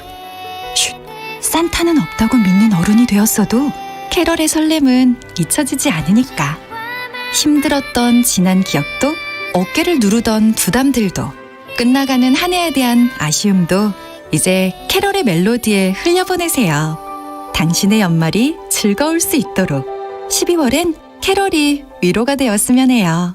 대한민국에 따뜻한 바람이 붑니다. 난치성 질환 어린이 돕기 공익신탁으로 아이들의 아픔을 보듬기 바람. 환경 지키기 공익신탁으로 깨끗한 지구를 물려주기 바람. 당신은 어떤 바람을 갖고 계세요? 당신의 바람 공익신탁이 실행합니다.